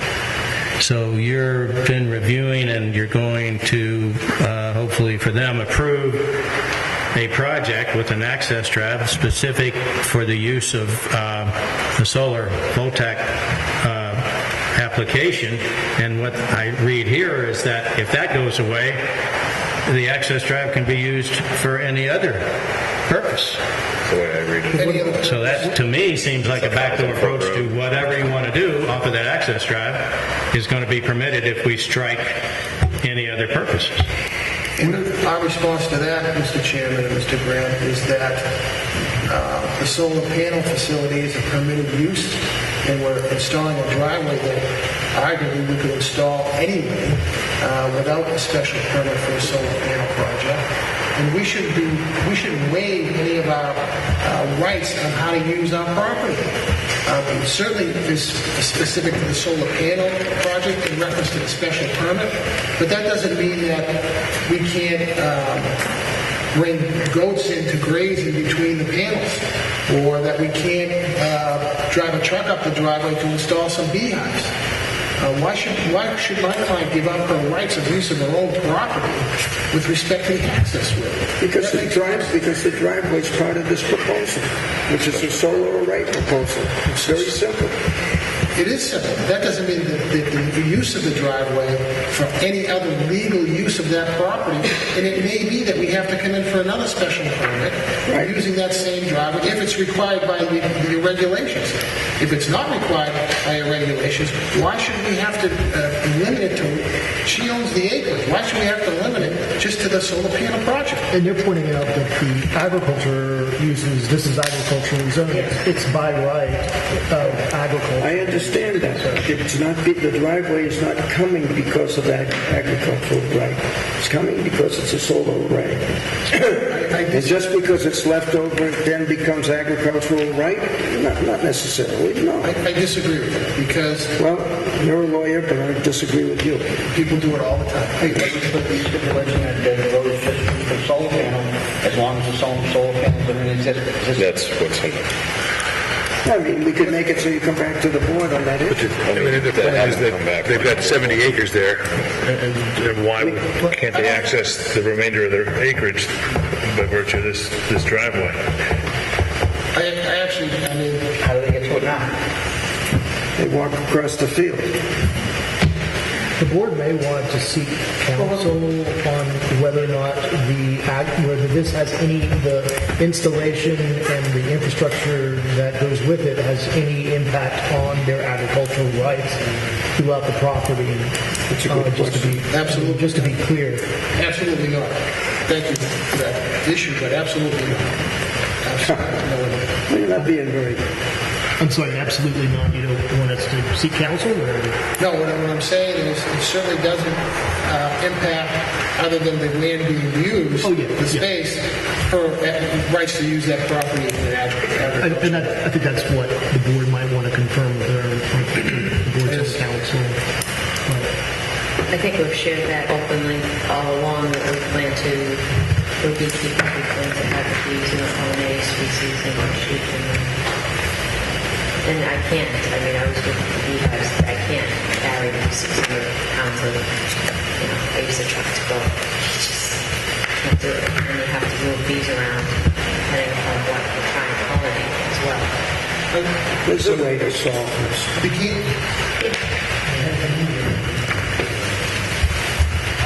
I mean, I am of the belief that we shouldn't restrict other uses, but should allow uses that are permissible under the local municipal code. That's all we're asking. But if you do it another way, if you do it the other way, the way that it's suggested, that means that you're effectively taking away the rights on how to use your property that are permitted under the regulations of the town. No, I think what it says is it's strictly prohibited without approval of the planning board. In other words, the planning board's approving this driveway to serve the solar facility, and if it's going to be used for something other than a solar facility, you come back to the board for approval. Yeah, That to me is a violation of the law. Do you think we should, Because if coming that back to restriction the alone, board, we can live with, or should we restrict it further? if there's no municipal bylaw to require her to come back to the board to use that portion of the land that's in compliance with the bylaws, then why do we have to come back to the board to ask permission to do that? Well, We right. don't have to anyway. I mean, if you're going to use any use that isn't allowed by the municipal bylaws or would require a special permit, we'd have to see you. However, if it's a use that's a matter, as a matter of right, Are you objecting to all what that's being crossed out? I mean, if the board were, concerned about industrial, commercial, institutional, those are not by right uses. Well, that would require us to come back for a special permit if it was zoned. Yeah. Well, how about if we left in use of the approved access drive for any other purpose okay, let's not go with for any other purpose, for industrial, commercial, or institutional purposes is strictly prohibited without approval. That leaves open residential, recreational, and agricultural. Residential's tricky. Yeah, but residential, she's not doing anything residential until she... But that residential is the one you might want to have. You want to come back, huh? Yeah, you'd want to come back. Well, they wouldn't be able to do anything residential without... To be able to use that driveway for a future OSRD or to share, using it as shared. But she'd still be back here for the OSRD special permit. Yeah. I mean, they would have to. And then we'd have to also do a special permit review for a common driveway. But what you would really want to ascertain for this use is whether or not, that it could be shared, that the driveway for the solar facility could be shared with another residential use. And, you'd have to decide that before you even get a submittal for the OSRD special permit. That's my point, that if there are uses that require a special permit under the bylaw of site plan review, then we're back here and we have to go through that process anyway. But if it's a right by use with respect to agriculture, and we want to use the driveway for that purpose, we wouldn't have to come back to the board. But you're saying under the bylaws. you would have no objection to leaving in residential. Yeah, I'm not comfortable striking it. As being one that would have to return to the planning board. Strike out agricultural. Industrial, commercial, and institutional are kind of moot because they're not even permitted. Absolutely. In the zoning district. I think that would be agreeable, Mr. Chairman. Okay, so use for the approved access driveway for any other purpose, not for any other purpose, but for industrial, commercial, or institutional purposes is strictly prohibited, or are we going to we're going to include? This requires planning board approval, because if we include the residential in there, which Kirk suggested, then we have to come back. So what we have to take out is approved. We scratch out for only access to the solar, so that it says the access driveway for the site as shown on the approved plans is approved to the solar facility being approved herewith. That's a lot of redundancy in that sentence. Use of the approved access driveway for industrial, commercial, or institutional purposes is strictly prohibited without approval of the planning board. I think that's the only sentence we want to keep. The access driveway is approved for this site. So just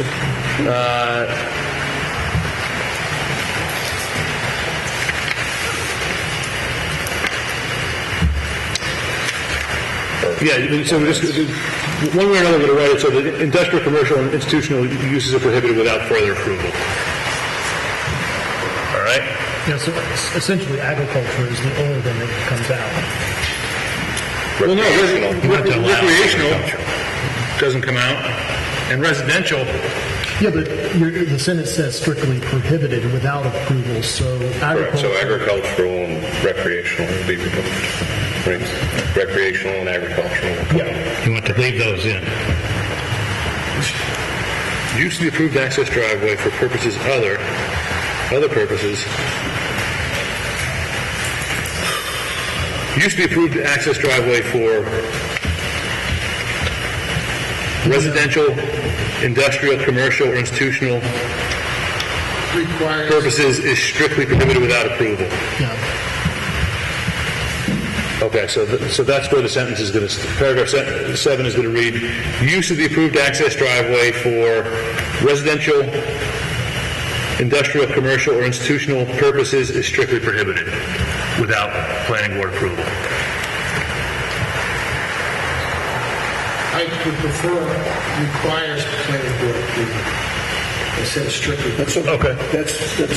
Okay. Because maybe the bylaw. That's what the bylaw says. Required.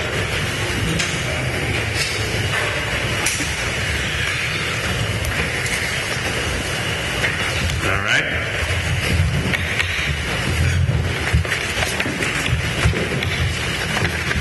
She going to get ice cream or something like that? Drink orders. I'll get it. What's it? Can I go back to the first part of A and just go through them instead of jumping all the way down to C, Chris, because they've got some comments on hours of operation. All right, so sure. There, paragraph A, which deals with the general conditions. 6 p.m., that's okay with me. 8 a.m. to 4 p.m., that's okay.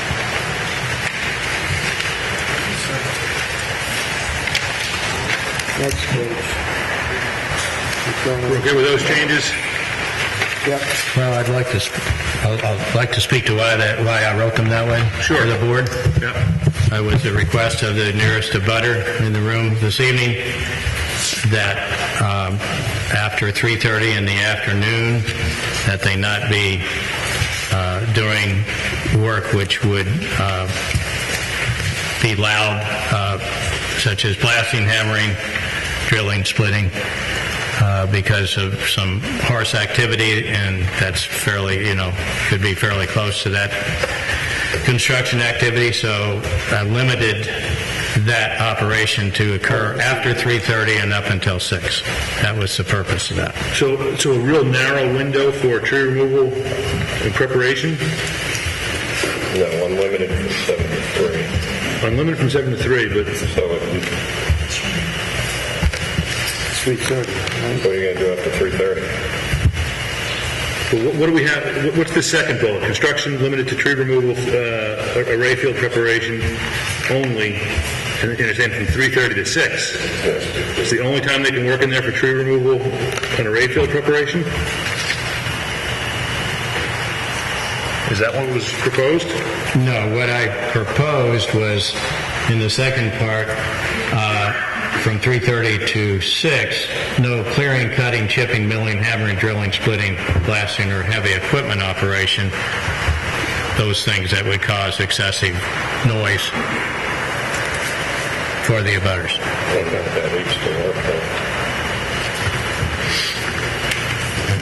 And they've eliminating the splitting, hammering, milling, chipping, cutting, and clearing, and appear to be willing to have no drilling or blasting.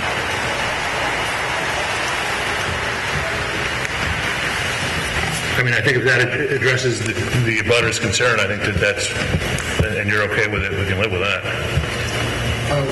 With the excluding the drilling and blasting during those period of times only.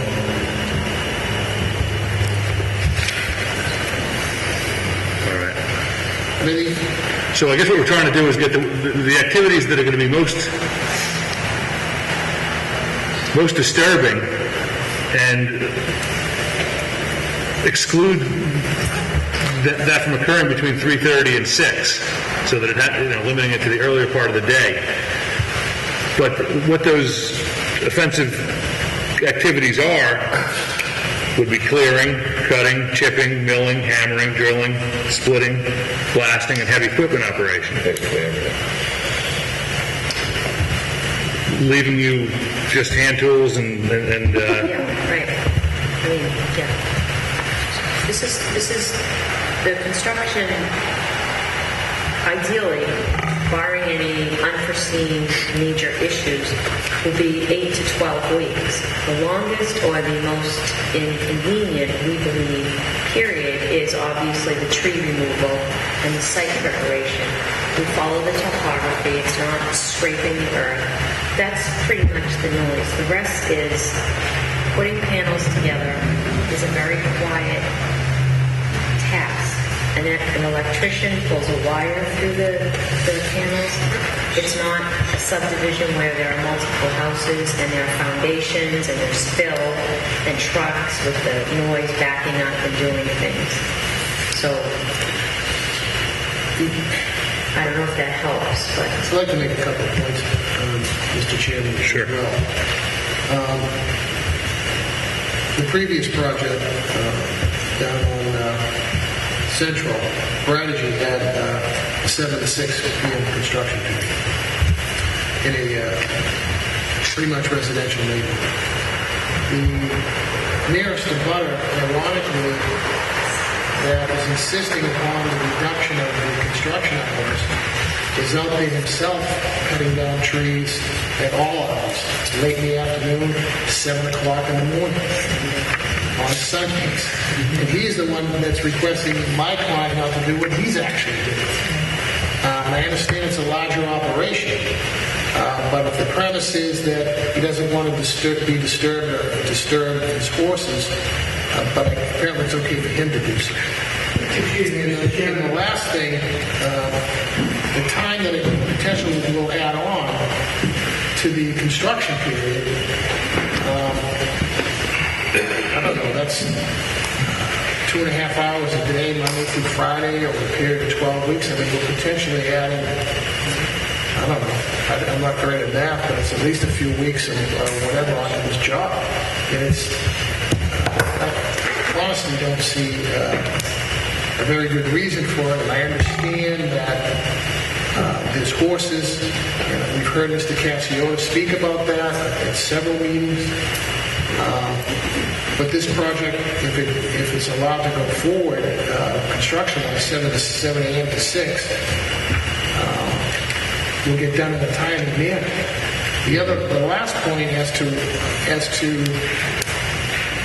what we've suggested be eliminated is basically clearing and cutting down of trees. And the drilling and the blasting, I certainly understand that.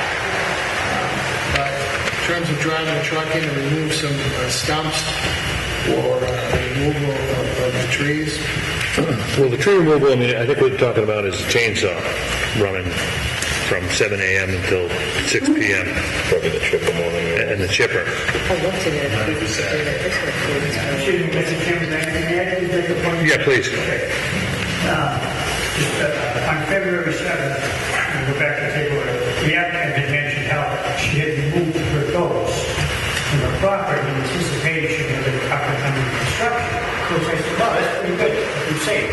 I don't have that luxury of moving these buses. The 30-year-old buses can't move them. So I think what is in here is very reasonable. Again, I have a young rider, 3 periods, 6 hours, 2 feet up there. There's enough time to do what they need to do. It may prolong the construction, but if the applicant remove the goals, go back to the February 7th, for safe haven of the construction, then I don't think I'm asking for too much more than 3 periods so the young rider will enjoy her home. I mean, she can her bus. Because if you're on a bus, first thing you learn about a bus is always expect and unexpected. You're on a bus, all of a sudden someone takes down a tree or whatever. The bus is going to school. The bus is going to go one way, the rider's going to go another. Serious injury. So I would just like to, I think this is very fair, and I appreciate everyone's concern, and I would like to see this particular step. I mean, again, how long is it construction? It's not like... Well, I mean, I think the point is that if it's going to be 12 to 16 weeks if we restrict their hours of operation by a third or a quarter. I mean, I also think that... Her goals for the construction. You know, as much as I'm not persuaded by when you cut your trees, I'm not persuaded by when she moved her goats. I think that I am persuaded by the fact that we have a precedent for establishing hours of operation of 7 to 6 for a prior project that was identical. I agree with the petitioner. I think this is confusing. I think that this should be 7 to 5, not 6, for everything. If we were building houses there would be no restriction around the sun. There was a subdivision. Can you live with 5? 7 to 5? Sure. Is that also on Saturday, or we restricted Saturday? No, Saturday, short hours. Yeah, Saturday, 4 o'clock. 8 to 4, 9 to 4. 9 to... Yeah, they got 8 to 4. 8 to 4. I can see where it's going to get confusing for contractors showing up. Yeah, the people are going to show up when they want. If they, you know how it goes. It's, yes, correct. So Saturday, 9 to 2. 2? Okay. 4. Just checking. What is it changing to? So it's going to be 7 to 5, Monday through Friday. Saturday from 9 to 4. The other point I want to make, and I can't swear to it, but I'm quite sure that the blasting regulations have specific times. They do, sure. And they give the notices, so if there's a day missing from a riding lesson, they just have to reschedule. So we've done away with most of that, and 7 to 5 and 9 to 4 on Saturday. And 8 to 4 on a post-construction? Oh, 8 to 4 on post-construction. That's all right. Fine. Saturday and 7 to 6 on Monday through Friday. Okay. 7 to 5.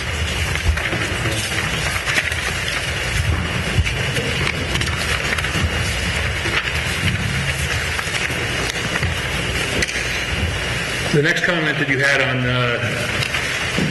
in the general conditions, actually, I'm sorry, prior to commencing any site work, the limit of the clearing, there was a request that you demarcate the line of clearing, or limit of clearing line with caution tape, but you asked that you not be required to stake it out. I believe it's already been stated. I don't know. That's one I can state. I'm fairly certain it's already been stated.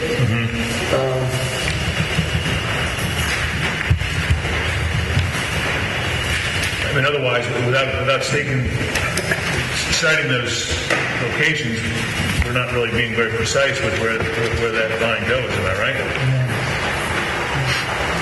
For some reason, I thought Bob had stated that it's been a significant amount of time. 2 days. Then, if that's the case, then it's been done, so we can leave it in here. Am I right? It is probably going to go away by the time they get around to constructing this. This should be done, it should be staked before the flagging or the marker tape goes in, the yellow caution tape, down the line, boom, boom, boom, by the surveyor, and then the caution tape goes in, and then the representative of the planning board or the Concom inspects it, and then they're clear to clear. I believe my recollection was Mr. Bayside was going to do a site visit after the marking, prior to any of the erosion control. Basically, that's a separate thing. cutting of the trees. So if I may, Mr. Chairman, members of the planning board, and also the president of the Conservation Commission through the stormwater management permit and through the mission order conditions that governs this project, does conduct a specific inspection to establish visual representation of the limits of the work. I would request that the planning board specifically not specify the method of marking, i.e. the caution tape, because while that can be appropriate, at this point in time, I utilize the dual strategy, the start-stop strategy. So that means that depending on what's appropriate, depending upon tree cover, lines of sight, etc., today I live at 15 Newbury Road. So we decided to utilize the method where we would scrape any orange paint with trees on the edge that were going to be cut using marking against the ground with a marking at 4 feet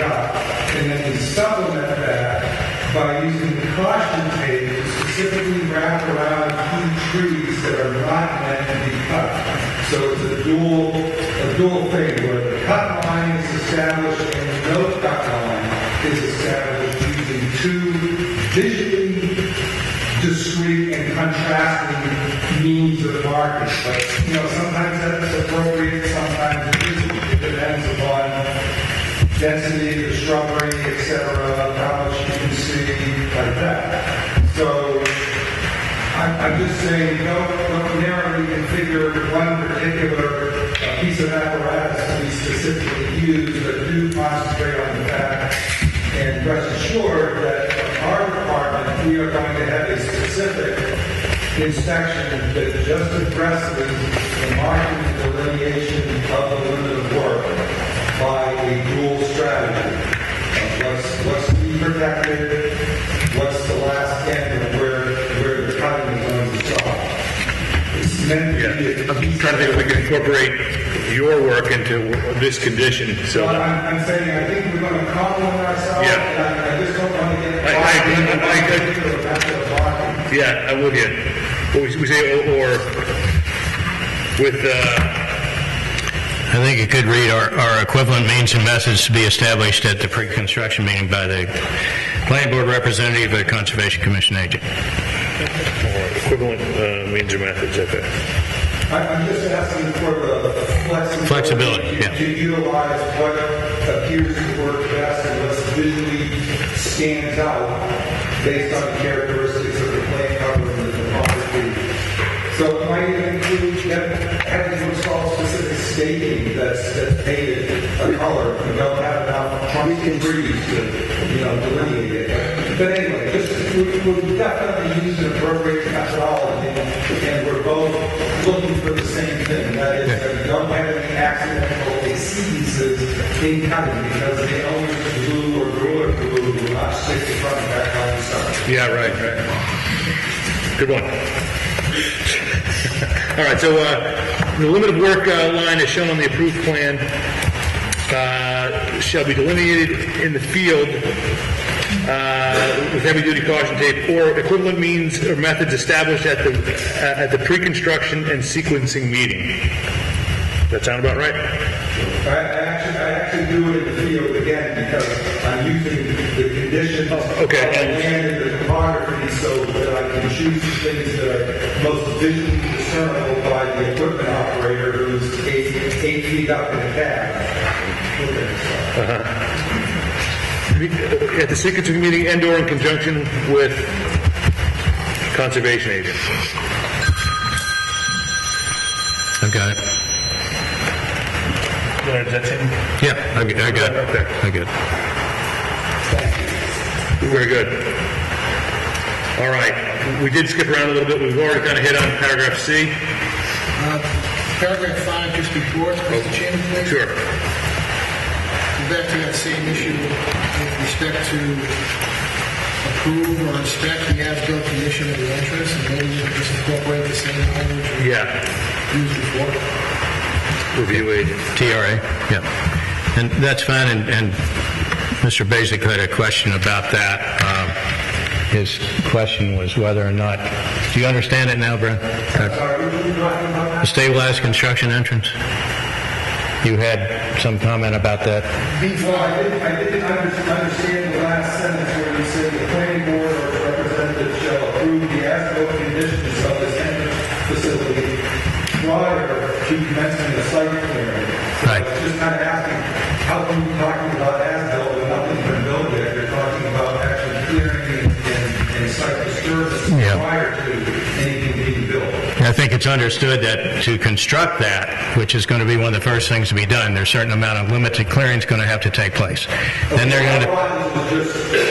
No, just in that area. Our limit of clearing covers all facilities and all activities on Limited clearing of what's needed to be cleared to put the access road in, to stabilize construction access road in. And then once it's in, the TRA now, rather than the planning board, will inspect and approve that so they can move on. They've got to put that in first.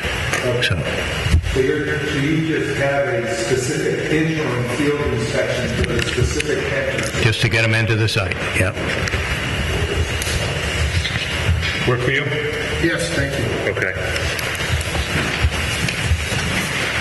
So, in terms of sequencing, do we want to, and I know we started here, but paragraph C, are we good here? We're going to move that to B and make it TRA approval. Right.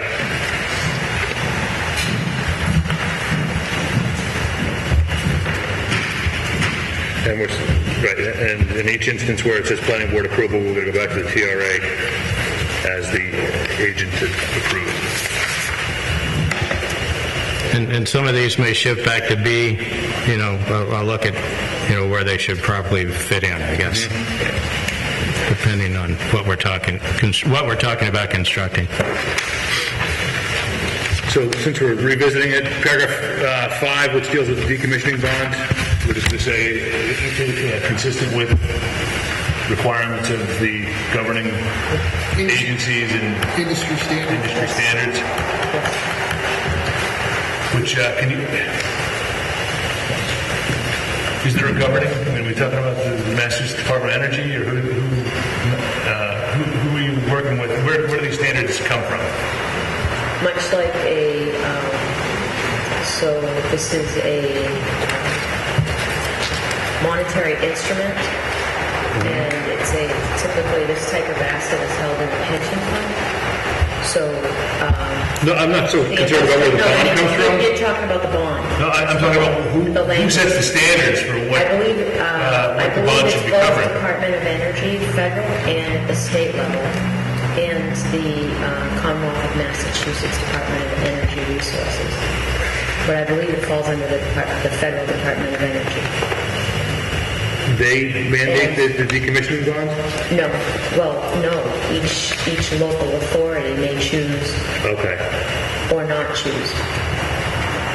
Some of our other partners in other communities in Massachusetts, they may have language that in their conditions for a bond, but at commencement or during the process, they offer to open an account and post cash that the town or the municipality would have control over. So it's whatever the town, but the basis, the formula amounts is standard. That's what he's asking, actually. I'm not aware. Yeah, where will you get that standard? 10 cents per watt. I can get back to you, the specific on that. And I think that's... We need to see. We just got to, if you had a name, we'd use it, but absent it, we need to be able to point to what we can empirically rely on to get that. Yep. We had given a deck of materials way back when we had another partner we were going to work with back in December. We'll get that. Absolutely. You know what, and I think, this is prior to commencement of construction, so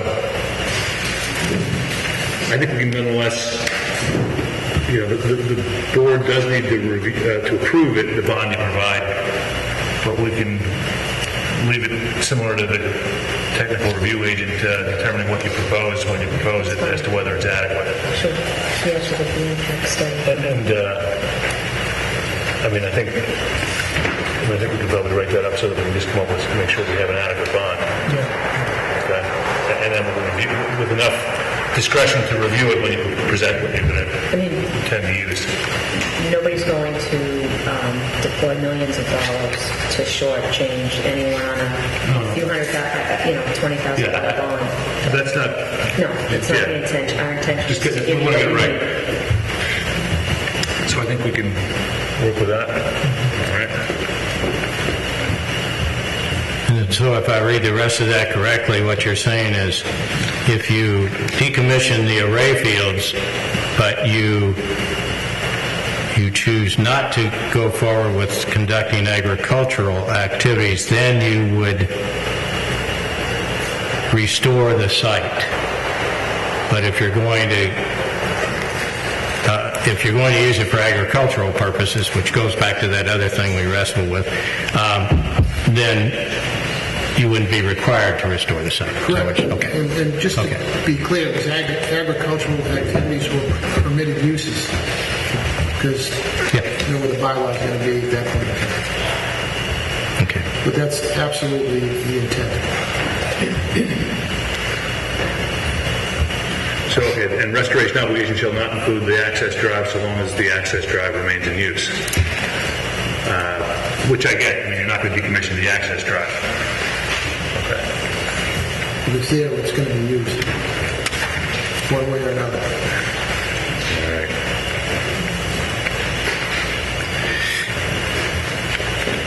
You're okay with leaving it? I mean, paragraph 6 and 7 deal with bonding of the washout and the vegetative ground cover, but you said you're going to rely on the... It's included. Well, that's 7, right? 6 deals with cleanup, maintenance, and repair. But you're saying you already submitted an operating maintenance plan? We submitted a deck of those documents back in December. And it's just- So then we don't need to bond for those? Well, But it will be. you know, where this came from is out of DEP's policy 17-1, number 7, which asks the approving authorities to be sure that the ground cover, vegetative ground cover across the site is maintained in perpetuity. So that's where that comes from. And to me, the decommissioning bond certainly doesn't cover something like that, nor does it cover number 6, which has been a bit of my grind, that I'm concerned about the gravel road and swale and the grades going in. I don't want washout conditions on Weathersfield Street. And wrote in there that if this doesn't happen within the first 5 years of startup, it goes away. My concern has been, not proven. I absolutely, agree that it's something that they need to be responsible to maintain. I'm wondering if they can even get a bond to insure something like that, though. You can get a maintenance bond. Get a maintenance. And that's what both of those would be. 6 and 7 would be maintenance bond, not a decommissioning bond. It's like a subdivision road. I think maybe addressed by Concom, if I'm not mistaken. Mr. Baker? Is that issue addressed at the Concom? What specific issue? We don't require sureties, if that's what you're asking. The maintenance of the ground cover, the way that we grazing. We do provide ongoing conditions that require you to keep the site vegetated, to maintain and keep the capacity and the functionality of all stormwater facilities, swales, basins. And of course, this is going to include the ground cover across all the site, because the whole ground cover is part of the stormwater mitigation system for that. Thank you. So if these are eliminated and there is an issue, the remedy would be to rescind the special permit by the planning board until it was corrected. Which I think you all know would never get around to doing, so maybe the bond is appropriate. The very last, which I don't think they objected to, the very last thing I wrote in was to that, spoke exactly to that non-compliance issues that might arise, that you they would either correct them within 30 days or after establishing that they were an issue, or that you would have the alternative would be to rescind the special permit. And I see, okay, so that's paragraph E, which is an enforcement mechanism. That's E, is that what you said? Yeah, it looks like E. Yeah. I mean, I guess that may mitigate against needing a bond. For that issue. I'm sorry? For that issue. For that issue, right. Right, not for the decommissioning bond, but for the maintenance bond. Which is why we didn't object to the other part of section C.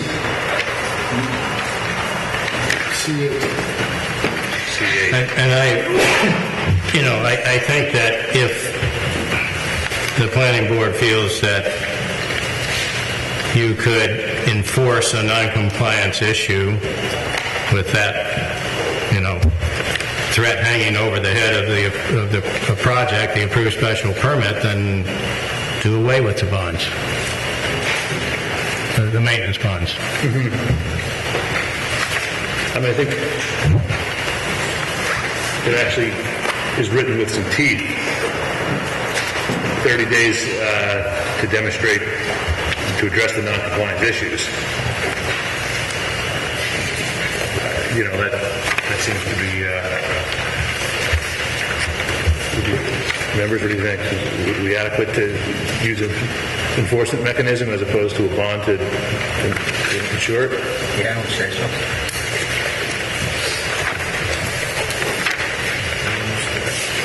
So if we were to do that, we'd be delete 6 and 7. 6 and 7. All right. With the understanding that those conditions are very important conditions and would fall into E with noncompliance. And yet, to the extent that they are important issues, they're addressed in the maintenance agreement they've already provided. It's going to be in a broad sense. But these are specific. Should we be more specific, or in a broad sense? In their O&M plan, which is in here.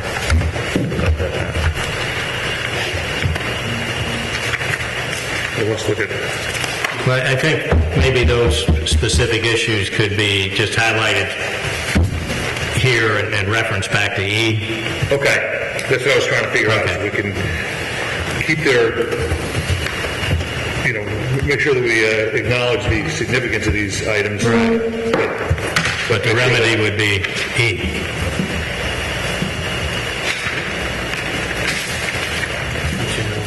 So just as a condition that they maintain all, ensure cleanup, maintenance, repair. So it's not the surety to require it, but it's nonetheless conditioned upon. And if the condition falls into non-compliance, then we have paragraph A. Yep. Sound good for 6 and 7? Agreed. All right. D. Yes. Whenever you get to a point, I just want to say there were 2 minor things I want to mention. We're very well discussed. Okay, if we're on it, then speak up. If not, we'll make sure we get back to it. You kind of thought about it. It's just it's a picky what do you got? In 1 second. In regards to the about the stumps and stumping. I think that just needs to be clarified, Brent, that I was talking, or this talks to stumps that are left in the ground, cut off at ground level and left, not dug up and left in a pile. Right. Yeah, that just needs to. So I'm just thinking that you just need to insert the word there that clarifies that it's talking about stumps that are left in place. Yeah. Stumps left, maybe left. So we're talking about paragraph 3. Stumps may be left in certain areas. What do you want to say? It's left in place in certain areas. Yes. Not that we wanted to encourage a big trial of skeleton. Right. We've all seen that. I see that in paragraph 3. Is there any other place we need to note that? That was a... That's the only other thing I wish to mention, Mr. Chairman and members of the board, that there is reference to the vegetation management plan, and currently the Conservation Department is working with CAN on a revision to the vegetation management plan, so it will happen in August date. Because we wanted to insert implementation strategies, kind of on the same idea as stormwater maintenance or whatever, having pre-construction, the construction phase, and then post-construction, talking about different methodologies that will be utilized and inserting a focus on invasive species because invasive species are going to absolutely love the disturbance that occurs, and there are some already on the site. So at my suggestion, I've been working with Cameron, we've been inserting a protocol that while a lot of earth disturbance is going on, to get the root systems of established invasive species out of there, with the idea that that will lessen their maintenance burden later on, because established root systems will provide for excessive sprouting, and especially things like bittersweet are going to love to climb up their solar panel racks and get all over their fencing and actually detrimentally impact the functioning of their facility. Well, as much as that's important for your board, do you think we need to make any attempt to... Well, I understand you make reference to the vegetation management plan you listed with a date of June, I believe, on top of page 3 or the second paragraph after. So I'm just saying that when you do draft your document, it will more than likely be updated when will have a date of August. So, Kirk, so just note on page 3 that as may be amended from time to time. Yeah. And updated. Good. Yeah, I know both of us are focused, and of course the Conservation Commission is very focused on maintaining a lush, dense, vegetated cover, be it herbaceous or shrub or sapling or whatever, to take over the functioning of the mature overstory. And again, it can also provide their facility operating at most heat efficiency. Good. Well, glad you're on that because we got enough to do.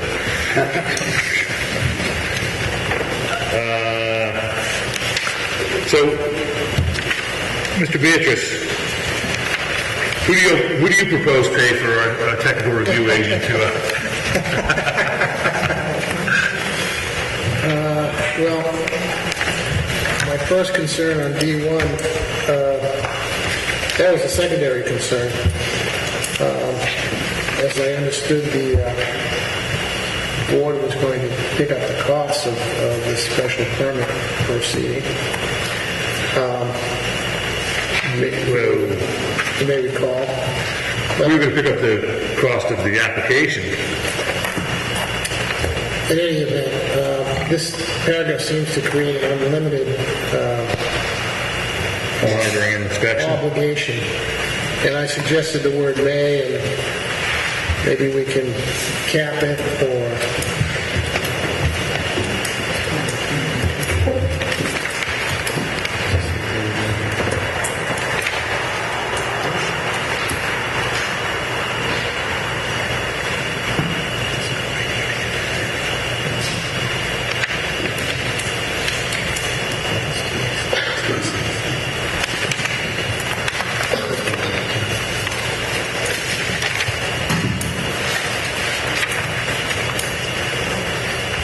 Well, I don't. It doesn't seem overly broad. I don't limit it, but it should be at the approval of the owner and the authority, the technical person. I didn't hear what you said. I'm sorry. You should be made aware that the technical representative has to go out there for a particular reason. And you would be paying for it, yes. Notice, I would assume it's an agreed on process. How else are you going to do it? Aren't most of the cases in which the technical review agent would be doing the compliance check actually outlined in this document? Isn't it already known? What would be inspecting and monitoring is well, that's why I highlighted those 6 or 8 things there. That those are the most important things, of the site. As far as I'm concerned, when they start putting the array panels together, it's over. I don't need to see them, other than to see that they, the heights and the widths and the spacing between all that complies again with the plans that we're going to see already. But the clearing limit, the establishment of soil erosion control, the access road and drainage construction, where the screens and plantings are placed, dust control, which has been suggested a modification there, and restoration of ground cover. Those are all important things. which need to be inspected, not 8 hours a day to watch somebody rake out, grass seed, but or plant 33 trees, but an oversight of those things to see that it's done in compliance with the approved plans. So, what you're saying, that's pretty standard. It's standard for most towns. So we're really talking about an as-built review, right? No, it's during construction. During construction. Okay. So let me ask you about the issue of dust control, which obviously is important for the neighborhood, but something that I imagine the neighbors would be monitoring pretty well for us. We don't necessarily need an agent out there on a daily basis to monitor dust. Well, no, but one of the things which in the next number 3, they crossed out to maintain a water truck with a sprayer on site at all times during the construction of the road. That's one thing I would check if I was going by there to see that, what was proposed to be constructed that day or that week, that we had dust control methods on site. Where is compliance inspection? Limited to compliance inspection? No. It's written up there. This is pretty much standard for any, subdivision or site improvement, and it's not something that, is necessary for me to do, as I said, 8 hours a day, nor do I have time to do it, nor do I have the people to do it, nor would I do it. It's just overburdening a project with expense that's not necessary. But the overall monitoring and the overall inspection of those specific things that I highlighted is important. Could we say periodic and regular monitoring and inspection? Say anything you want, and we'll establish that during the pre-construction meeting. And it also depends on their schedule of construction. They might go gangbusters for 3 weeks and stop for 6 months. There's a lot of variables in that. I think you're getting a sense from everybody that they feel like it's pretty usual and customary to impose these. Is there any, within that, are there any restrictions that you might want us to consider that would make it more consistent with what you were hoping?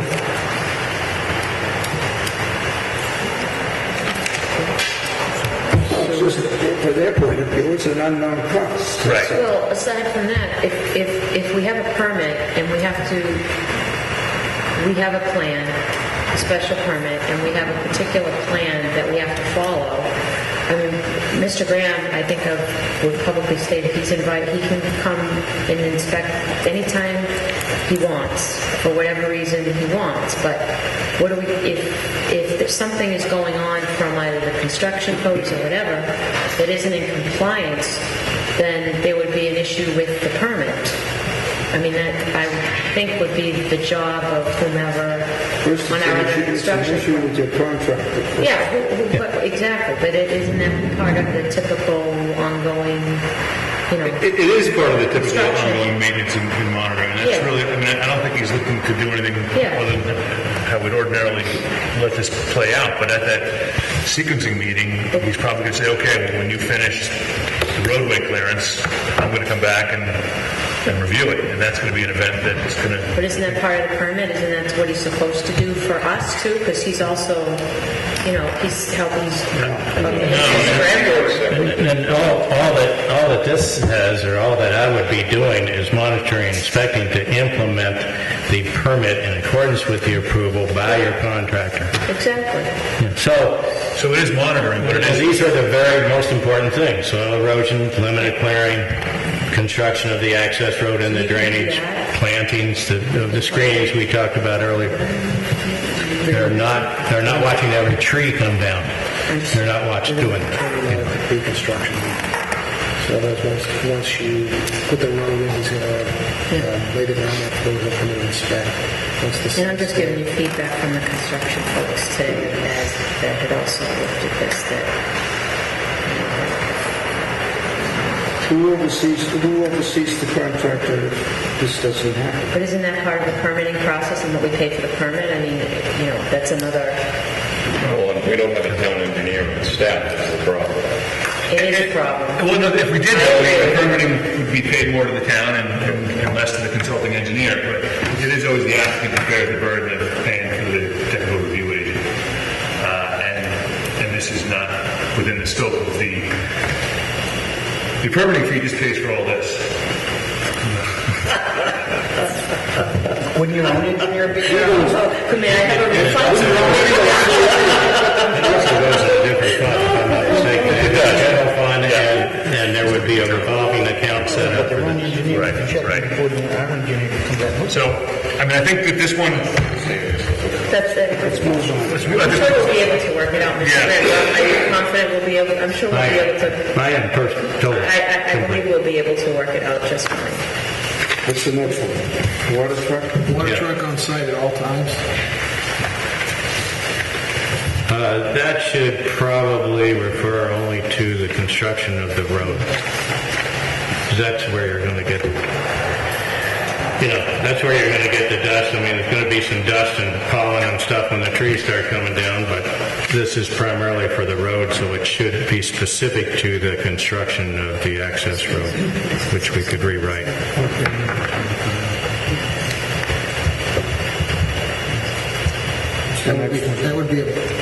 That's accepted. Okay. Milling of water. So, why does that exist? What type of, you mentioned you had a history of conducting milling on site. What are you talking about? I mean, with like lumber mill, just cutting board length? To use, For use on we don't sell any milled lumber to anyone else. Right. So you So mill if it. we have an oak tree that has lived out its life and needs to be culled, we make sure that that tree is milled and we keep that and it dries and we use those boards on top of it. It's not a large operation, by any means. No. If I might add, the reason, and I put that last statement in, no new sites for milling would be approved within 150 feet of an abutting property line. That's the same standard as the array panels and the inverter and transformer pads that are going to be put in are at least 150 feet away. That's where your electricity is going to be. So if you're going to set up a milling operation, I can't see you doing it. It would make no sense. So, no, anywhere else. So that's why I wrote that in. That makes sense. Could you move it to where the rest of the things are that are not allowed in 150 feet?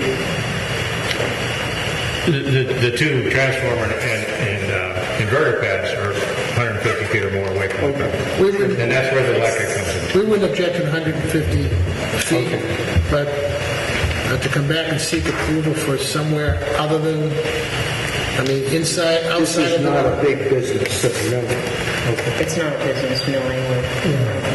So just cross out the middle sentence. Yeah. Starting with if milling and ending with planning board. That would be fine.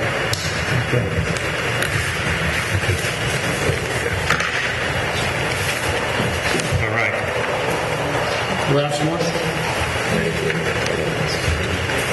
We talked about the show.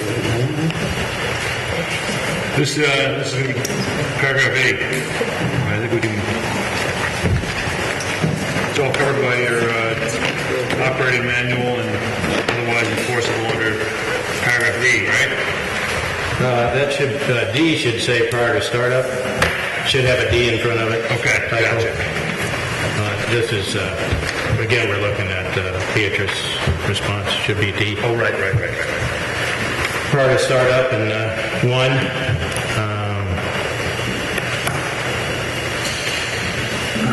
I guess the board shall or may request the TRA to review the as-built plan.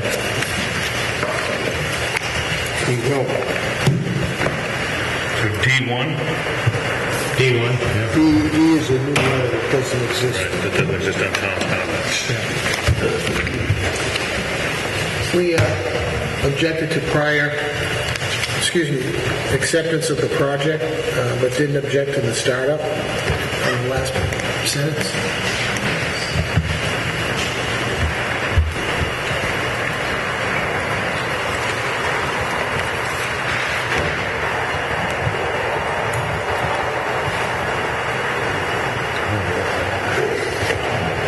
He's got Shell So you submit, you do and submit the as-built plan prior to startup, but you don't necessarily agree to its review and approval by the board, right? Well, I guess I'm wondering what you actually mean by acceptance of the project with respect to the and how that actually...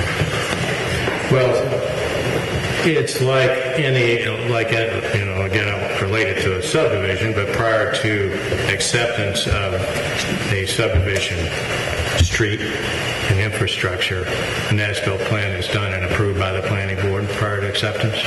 So prior to the public accepting, or the public acceptance of that, this is not a public project, but this is a similarity, the similarity that I draw here. This still falls under site plan review as well as under the bylaw for the special permit and for the solar facilities. With under site plan, there is a contingency for the board to do a final compliance check prior to. In this case, you would still get a CO at the end before you would be allowed to begin operation. So we're The building inspector wouldn't sign off either for the... Yeah, I mean, essentially, you have to undergo like an as-built review. Say there were changes in the field. I understand that part of it, but I'm referring specifically to the special permit app. And I guess, to me, is if... What's a special permit in conjunction with the site plan review that you can't... I'm not sure I agree with that. You can't separate the two. The special permit deals with the use, but the use is actually a certain kind of physical layout to it, which has to be confirmed by the planning board before it can certify compliance before you can begin operation. I understand all that. I don't necessarily agree with you about site plan review. But all I'm saying is if we need to provide an as-built plan that's approved before we start up. I mean, that's my understanding. In terms of acceptance of the project, if we already have a permit, the project is actually permitted. That's what I'm thinking of. It's under the site plan component of this, site plan review component, that actually requires the board to certify compliance. The way to do that is to submit an as-built plan that the board certifies compliance with all the terms of the approval, which include site plan and special permit. So I think what we're going to, the way it would read is the second sentence of D subparagraph 1. The planning board shall request the technical review agent to review, comment, and recommend any action on this plan or modification thereto prior to the acceptance of the as-built plan. That's fine. Then we don't have to go into distinctions. Right. Okay. Thank you.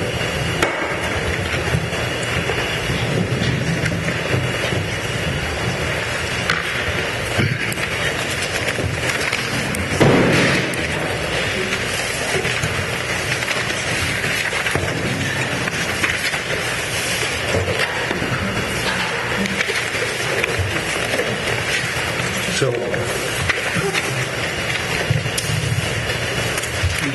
one thing I want to point out, particularly because we're getting near the end of this, and actually I don't see the Cassiotis is here any longer, but we are putting into this a mechanism to deal with any non-compliance going forward, and if there is an apparent non-compliance, we have a mechanism to put the applicant on notice and then hold a hearing to address that, so that as much as at some point the construction is going to be completed, this thing's going to run on its own. If something falls out of compliance and it's obvious, then we can deal with it. Again, like 634 West Street, just on that point, just to specify, if at some point down the road, you can break it, becomes visible to West Street, either through property removing trees, natural currents, and whatsoever. Section E will cover that. You know, I think we certainly attempt to make it cover that. When we request the remedy additional cover, your best shape cover there. Because the operating agreement is going to, require them to make sure that any of the screening they plant, any of the vegetation they plant, any of the retaining fields that they plant and mine are maintained. If they fall out of compliance, that would be a apparent non-compliance that would bring them back in on it. So currently on the bottom of the Rayfield one, southern section, there's no any specific coverage that area because it's so far off the road. So my concern is that with their right, she can take out any tree she wants on the land. So at some point down the road.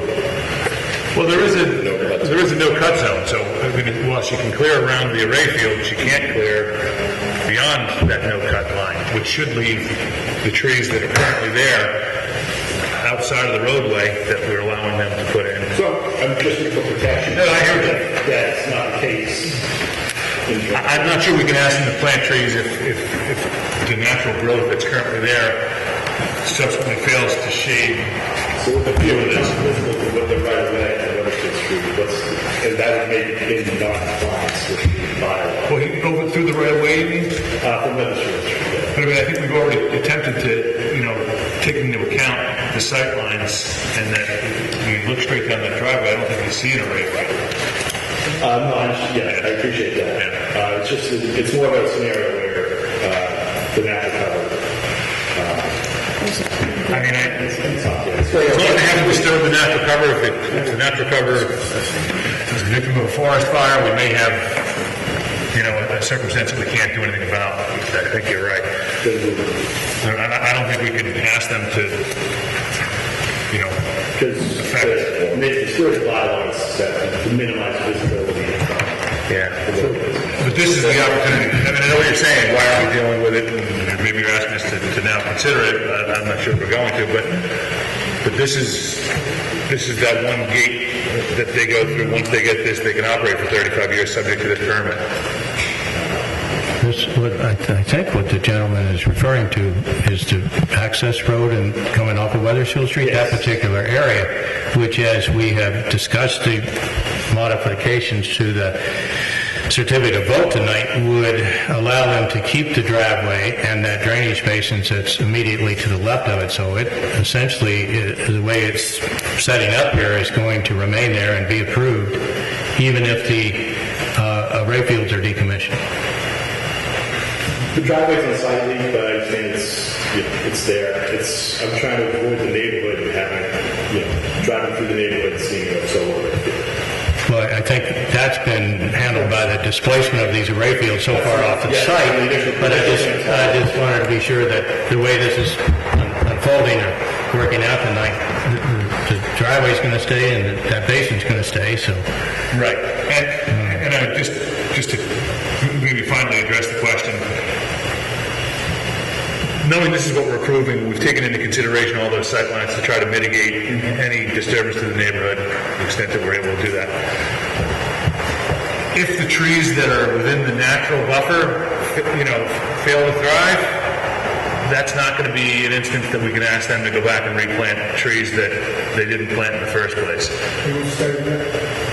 They would. Well, natural trees are going to stay everywhere outside of the no-cut delimitation. But if those trees fall down on their own, we can't bring them back in to replant natural growth to shield that. And I think that what your action was, does this enforcement mechanism allow us to do that? It really doesn't. We're not asking them to grow the trees. We can't ask them to replace them if they fail on their own. I guess my concern is the bylaw where it says limited visibility from public right-of-ways. And we're taking that into account today, but what happens down the road is always likely to change. Yeah. So if there's now's the time to do it, can we apply? Can we add vegetation cover to the south side of the Rayfield line? How far off the road is that? I think we've looked at pretty far off the road. It's about 600 or 700 feet off the road. 600 That would look real high. Oh, yeah. I mean, that's the only place they can. Yeah, I think when we got to the point where we asked them to scale out how far that is off the road, and we were 500 plus, Well, keep in mind, the first 100 feet is clear. Yeah, but only at 30 feet wide. There is a no cut zone on either side of the driveway, so. Well, plus the drainage basin, I think we talked about in the last meeting being like 120 by 120. But only for that first 70 feet or so. First 120 feet or so. The frontage is about 1,200 feet, right? the frontage on Weathersfield is, I think you're clearing the box about 100 by 100. But that's not. Right. Similar to many driveways on Weathersfield, in which we've discussed at length over the course of this process. So I think we have, in any number of these meetings, tried to consider the sight lines, and we were of the opinion, or at least we've kind of gotten beyond having the concern that Arrayfield 1 causes any real visual impact. Ma'am?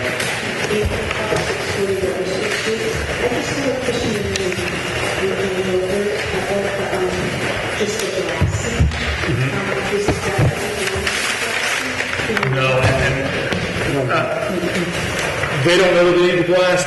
We don't, aside from saying they have to comply with state law, which has very strict blasting regulations, we've only said comply with state law. Okay, but if they need to go there, they're going to be under a very strict regime on how they do it.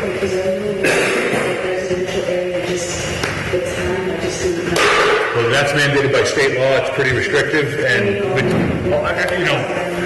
all that process, without getting into it too much, you're going to get notice, you're going to get certified mail, you're going to knock on the door, you're going to have a pre-blast survey, you're going to have an opportunity to claim, for any damages after the fact.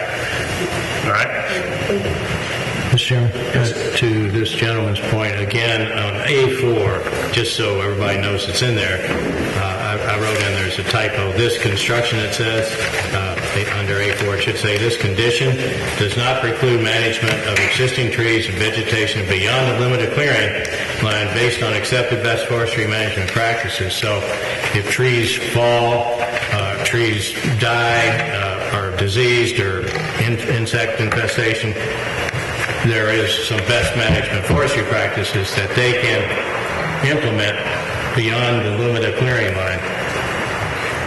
No, I think that does put some measure towards addressing that, which just means that if the trees start passing, if the caterpillars get them, then through best forestry practices, you probably have to restore them.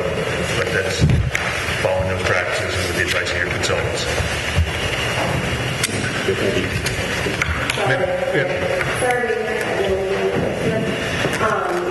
I just was curious, and I mean, it's really fun, but as they're uncovering more information about electromagnetic radiation generosity of triggers, will the applicant have to let us know, as more and more of the information, because it's starting to be a little back to us.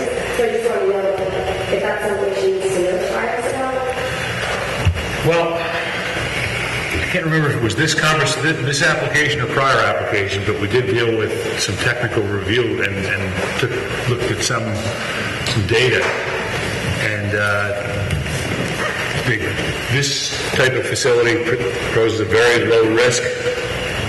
The equipment they're using is even lower on the scale of risk than a typical. And that's not going to change going forward. So, no, to answer your question, no, we don't have them a requirement that, I just want to make sure that I help, especially because I've been very sick lately. Sure. Different magnetic radiation, things like that. I will be directed by all the radiation off by the as well as the surrounding neighbors. Sure. To the extent that we'll leave that to the Department of Energy to make sure it's safe, we nonetheless did listen to some people with some information that have demonstrated, at least informally, that this does not pose a great risk. I think we should probably consider a motion to close this public hearing. Make a motion. I'm sorry. Under D2, they propose to eliminate that, so we're going to make some reference to it and throw it into E, throw the remedy into E. Is that what was that? D2. D2, they would like to eliminate that entire paragraph. So like the other two surety bond issues or items or It's going to be potential rewritten and go into E. Gotcha. Okay. Very good. All right. Make a motion to close the public hearing. All in favor of closing the public hearing? And I wanted, for the record, to point out that we're closing the public hearing on the application that was originally filed November 22nd, 2017 on the site plan review, as well as the special permit which amended the site plan review, which was filed on July 18th, 2018. We're voting on a motion to close the public hearing on those two applications. All in favor? Mr. Chairman? Yep. So I'm sorry, but I haven't had a chance to review this until I got here this evening, but there are a number of things which I can work with Kirk on here. Most of the dates of the plan revisions I don't think are correct nor complete, and there's 14 sheets, not 6, and there's a C-114 and not 2 C-121s. There's some... You know what, though, and I think procedurally, we're just closing the meeting. We've got 90 days to work on that vote. I don't plan on taking 90 days. In fact, we're going to talk about that vote right now. But I think procedurally, we can close the hearing and still have that conversation. Okay. Do we have a vote? I threw it out there. We had a first and a second, and I asked that we ask for a final vote on closing the meeting for the hearing filed in November as amended in July. All in favor? Aye. Mr. Chairman? Yes. Clarify that, the state on the record, site plan review was filed in November, and the special permit application was filed in May. Those don't reflect. Two separate applications. You're right about, I'm looking at the... So it should be these dates. The special permit was filed, the site plan review was filed on November 22nd, 2017. The special permit was applied for on July 5th, 2018. I'm sorry, July. But there was no amendment, there was two separate applications. Correct. Okay. All right. I just want to clarify that. All right, so again, I'll clarify the motion. We're voting to close the public meeting on the site plan review and special permit request, being the site plan review submitted July 5th, November 22nd, 2017, and the special permit submitted July 5th, 2018. Thank you. All right. All those in favor? All those in favor, say aye. So the meeting is closed. At this point, I make a motion to continue. Is that what we do? well, we've made a lot of.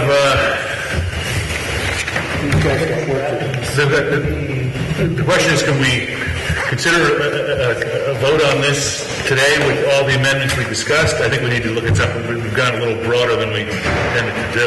Yeah, fix the CA, come back and May I request, given the length of time and the effort that all parties have put in this matter, I would ask the chairman to consider a vote and the board to consider a vote to approve it, subject to the revisions that we made on record tonight. No. I'm not going to vote for that. As much as that's where I thought we could head today, it seems like we've got so much. Most of the delay has been, quite honestly, caused by other than this board. Well, the delay to a great extent was caused by the change of bylaw. No, you're mistaken there, I think. In any event, I think it'd be You want this to come out right, you should do it right. a vote approving it, subject to the conditions that were on record tonight, I think is actually doing Some of the it right. language is vague. Otherwise, it's going to be another 30 days. 30 days, yes. It's could be fatal to this project. It's unfortunate. It's unfortunate. I mean, I know it's your job to say that. Excuse me?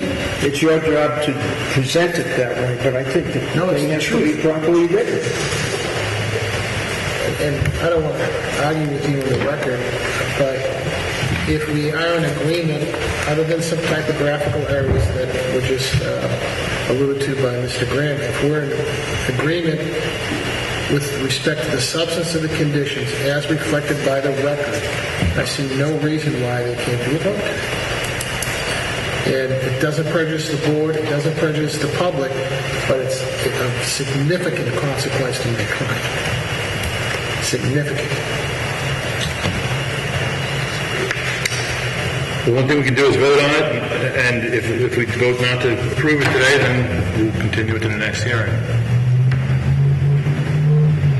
And either way, you can't move forward until the COB is signed. Right. And filed with the clerk, undergoes the 20-day appeal period, and then it can be recorded. And I think what they're saying is based on the findings at tonight's meeting, is the board comfortable with its findings enough to make an approval, and then when we come back next month, then we finalize the certificate of vote.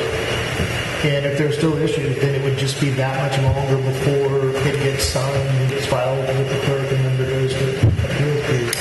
But they still can't proceed without that being the COV being. I mean, the thing is, ultimately, you need a COV, regardless of what we vote on tonight, until you have that in hand. How does this help you? How does it help your time? It helps the town because we're working with the Department of Energy Resources to provide a condition of extension for Riley to be considered community solar, to have the billions of dollars of programs and add-ons if and when this array is seated and commissioned. And that particular program and the maximum benefits, it's a sliding scale. The benefits go down as time goes on. The money is already allocated. If Raleigh doesn't get the money, another community will. So by the approval tonight, tomorrow I'll be able to send that information to DOER to reserve, much like a hotel reservation, reserve a spot for the town of Raleigh. They don't need the COV? Not for the purposes of the application. If she can represent on the application that the planning board voted to approve it subject to conditions, she can get that application in, and it certainly benefits the project, but it also, as she mentioned, benefits the town of Raleigh. I'll vote for it if that's the condition. That's the reason. And they may not grant the extension for that. The money may go elsewhere. But we're hopeful and encouraged that they understand this process and are working together to get it done. And I think what I guess I'd ask the board to consider is a motion to approve the certificate of vote today, subject to the incorporation of the amendments and revisions, as well as the proper citations to all the supporting documentation that we voted on today, that we've discussed today. That would be with the review at our next meeting. With the review at our next meeting. Okay. Wonderful. Could I make that motion then? Can I get someone to second it? Second. All in favor? Thank you very much. We'll do our best. Okay, well, we'll do our best. Thank you. I mean, I think trying to collate all the notes from what we discussed today is going to be a little bit of a project, because Kirk took his notes, Larry has his. I think those ones are hopefully dependent on, but okay, good, yeah. I think Billy will be supporting. And your mother will keep us in check. Yeah. Okay. Thank you for your time and effort. Appreciate it. Thanks for staying there. Thank you all. Thanks for coming to all these meetings, and I hope that we have done the right thing and moved this along. And time will tell, but I feel like we've done the best we could here, and I feel like the town reacted pretty wisely going along here, because somewhere in the process, this board initiated an amendment to the bylaw to get us what we got today. So I hope that people at least recognize that we were listening and trying to be responsive as we could. We got one more thing on our agenda. One more thing. Oh, that's right. What time is it? One more thing. Two more things? should.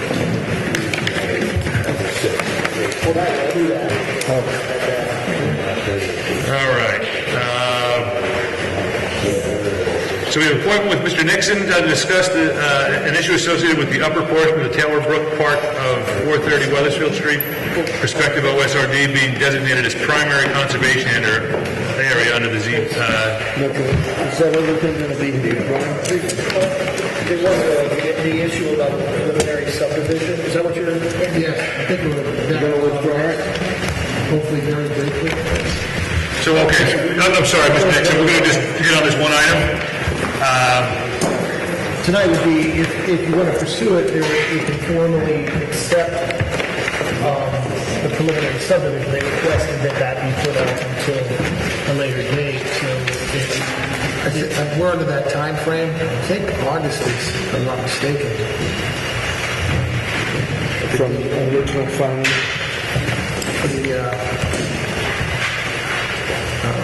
My mind is. well, the planning board has to actually do a formal acceptance at a public meeting. So that's where we're at now. So if that's the case, Yes, please. although I think Larry has actually already done a review of it, we went on reported it, but technically this would begin the 45 days. Then you have Larry's comments, revise it per Larry's comments, revision. That would be great. So we just take a vote today on the adequacy of the submittal? Yeah, the submittal. Yeah. Okay, and based on the fact that Mr. Graham reviewed it and already has comments, we've already everything that we'd want to see to accept the petition has been completely submitted in its entirety. We've got a complete application, we've got a filing fee, we've got a plan. Second. All in favor? All right, so I think we had, who was it? You made the motion. Did I make the motion? You made the motion. I made the motion. Okay, good. I made the motion. David That seconded was it. like a motion to me. Yeah, I mumbled something. And you would address the comments that were Larry's comments and provide a revision At the next meeting. by the next meeting. Who's the engineer? Same one. Oh, yeah, that's okay. Okay? Okay, thank you. All right, then. All right. Thank you. Thanks for your... Appreciate it. All right, so lastly, again, Mr. Nixon is here to discuss an issue associated with the upper portion of the Taylor Brook, 430 Weathersfield Street, which is a prospective open space residential development being designated as a primary conservation area under the ZBL section 6.4.6.2. Good evening, Joanne here on behalf of Rob Nixon and Taylor Lane, the potential we're here because this particular project Can you do the discussion outside?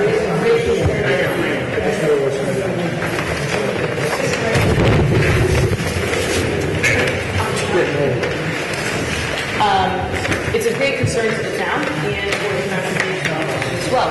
This particular property is located close to the right in the property owned by the Broward. So it's the Broward station, so it's right here. Here's the property. We actually here's the Broward station. The property after Mr. Nixon has under contract is this entire lot of land, is about 81 acres. The proposal is to take roughly 60% of it and convey that to the town. The remaining portion being developed as a North Southern subdivision in this area that is. So that would be about the open space that we would be conveying. I'm going to give you small plans only because I wanted them to be colored. And what I did was I just actually had it show the wetland area. I had to show the wetland area as well as what the open space was. And the reason I did that is because pursuant to your regulations relative to the open space, I'm supposed to maintain the same percentage open space as the total land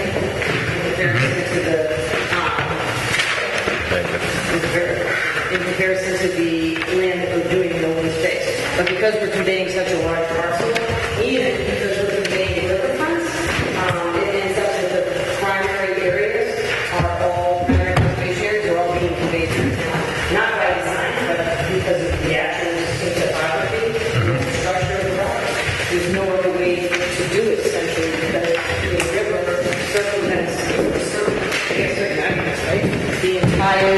parcel in this fashion still comes up, the Taylor Brook comes up, and then you have the Mill River. So you have a tremendous area of riverfront area. And when you call something primary conservation, it includes the 200 foot.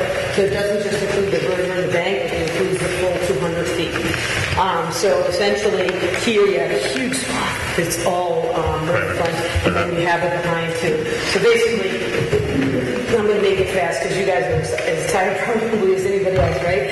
We don't need that. We don't need the fact that there's 39% of the total area is wetland, or the area we're giving to you is about 60%, a little bit better, wetland, because we're literally conveying to you the entire conservation area, both here and here. If we chose, we could cut it a different way and give you less, but that is something Mr. Gray's probably just, kind of shivered for, because he would prefer to get the entire area that it butts. The reason why we came in and we cut, and you see how we have the open space actually coming in and hitting the subdivision, 2 reasons. There's a vernal pool here, and that's considered a great resource for the town and wants to be protected beyond just simply an order of conditions. In addition to that, it provides connectivity to the main part of the subdivision and allows for trails that will be installed. So that's why we're really here, is to say to the board, we wanted to get feedback. We know it's a straw vote, but we wanted to get feedback relative to the fact that, given the importance of the plan and the conveyance, if this board would consider then waiving the requirement that we maintain that percentage, given that we definitely don't need it. I mean, I'm telling you right now that what you're looking at here is a tremendous amount of primary conservation areas, because it isn't just wetland, it includes that big area of riverfront. And that's why I gave you those plans, to show how large the riverfront area actually is on this property. It's 11 acres of land. Well, I think, I don't know if Mr. Nixon pointed it out, or either way, the bylaw says that if the planning board determines that such inclusion promotes the purpose of this section, then we can consider the exception. And the proposal you're making creates the connectivity of 2 public open spaces, so that continuity seems to provide a tremendous benefit to the town that we would certainly want to pursue. If it's so, please support it. Please. Yes. Present the conservation department's perspective on this, because unfortunately I've not been able to have a specific discussion on this particular issue with the commissioners themselves, but they have been introduced to the concept of this project and are supportive of it.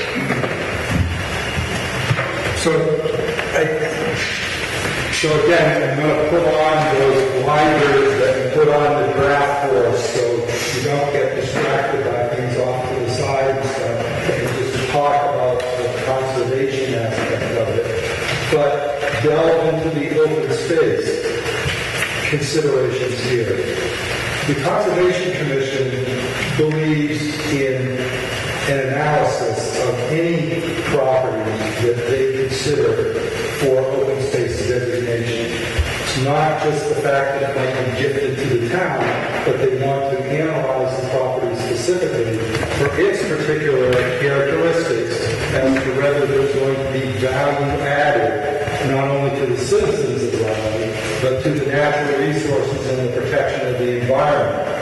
This particular situation meets, I hate to use the word exceptional, but if I was going to do a 1 to 5 scale, I'd say we'd be all hitting 5s here.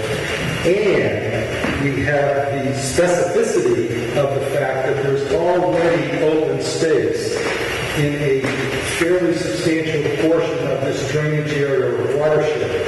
Number 1 shows you open space parcels that were given to the town by the Bank of New England that are on one side of the Mill River. Obviously, to protect a river corridor, we would like to protect both banks of the river, its associated floodplains, its wetlands that are there, as well as it transitions and goes up to previously farmed fields.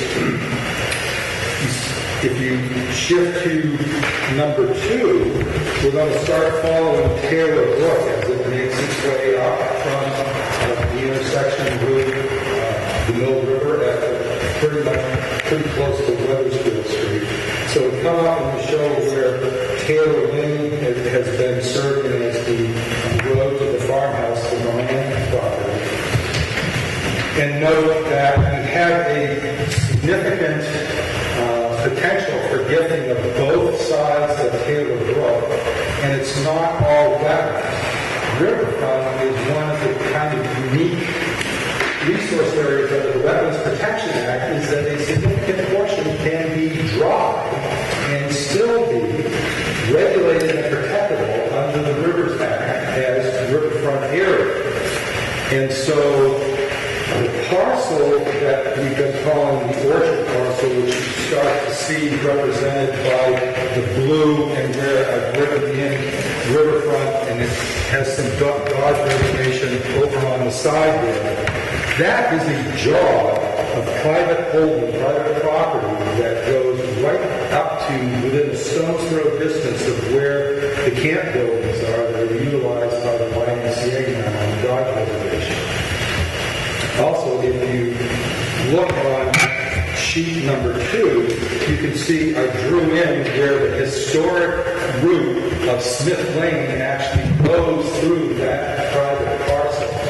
The Girl Scouts, when they bought the property and made the Girl Scout reservation that was there, rerouted the gravel road onto their property. And we've been calling it Smith Lane, but it's actually a little, what do I want to say, a little bypass. Is it Smith Lane bypass? Because historically Smith Lane crossed this private road. The important point here, though, is that that property has significant dry upland areas. It's got one of the most gorgeous stands of pond, just absolutely 100% pure white pond with nothing else growing in it. It has a very unique characteristic that's different from most of the rest of the Dodge Reservation. But it's also basically a big notch that goes into the Dodge Reservation.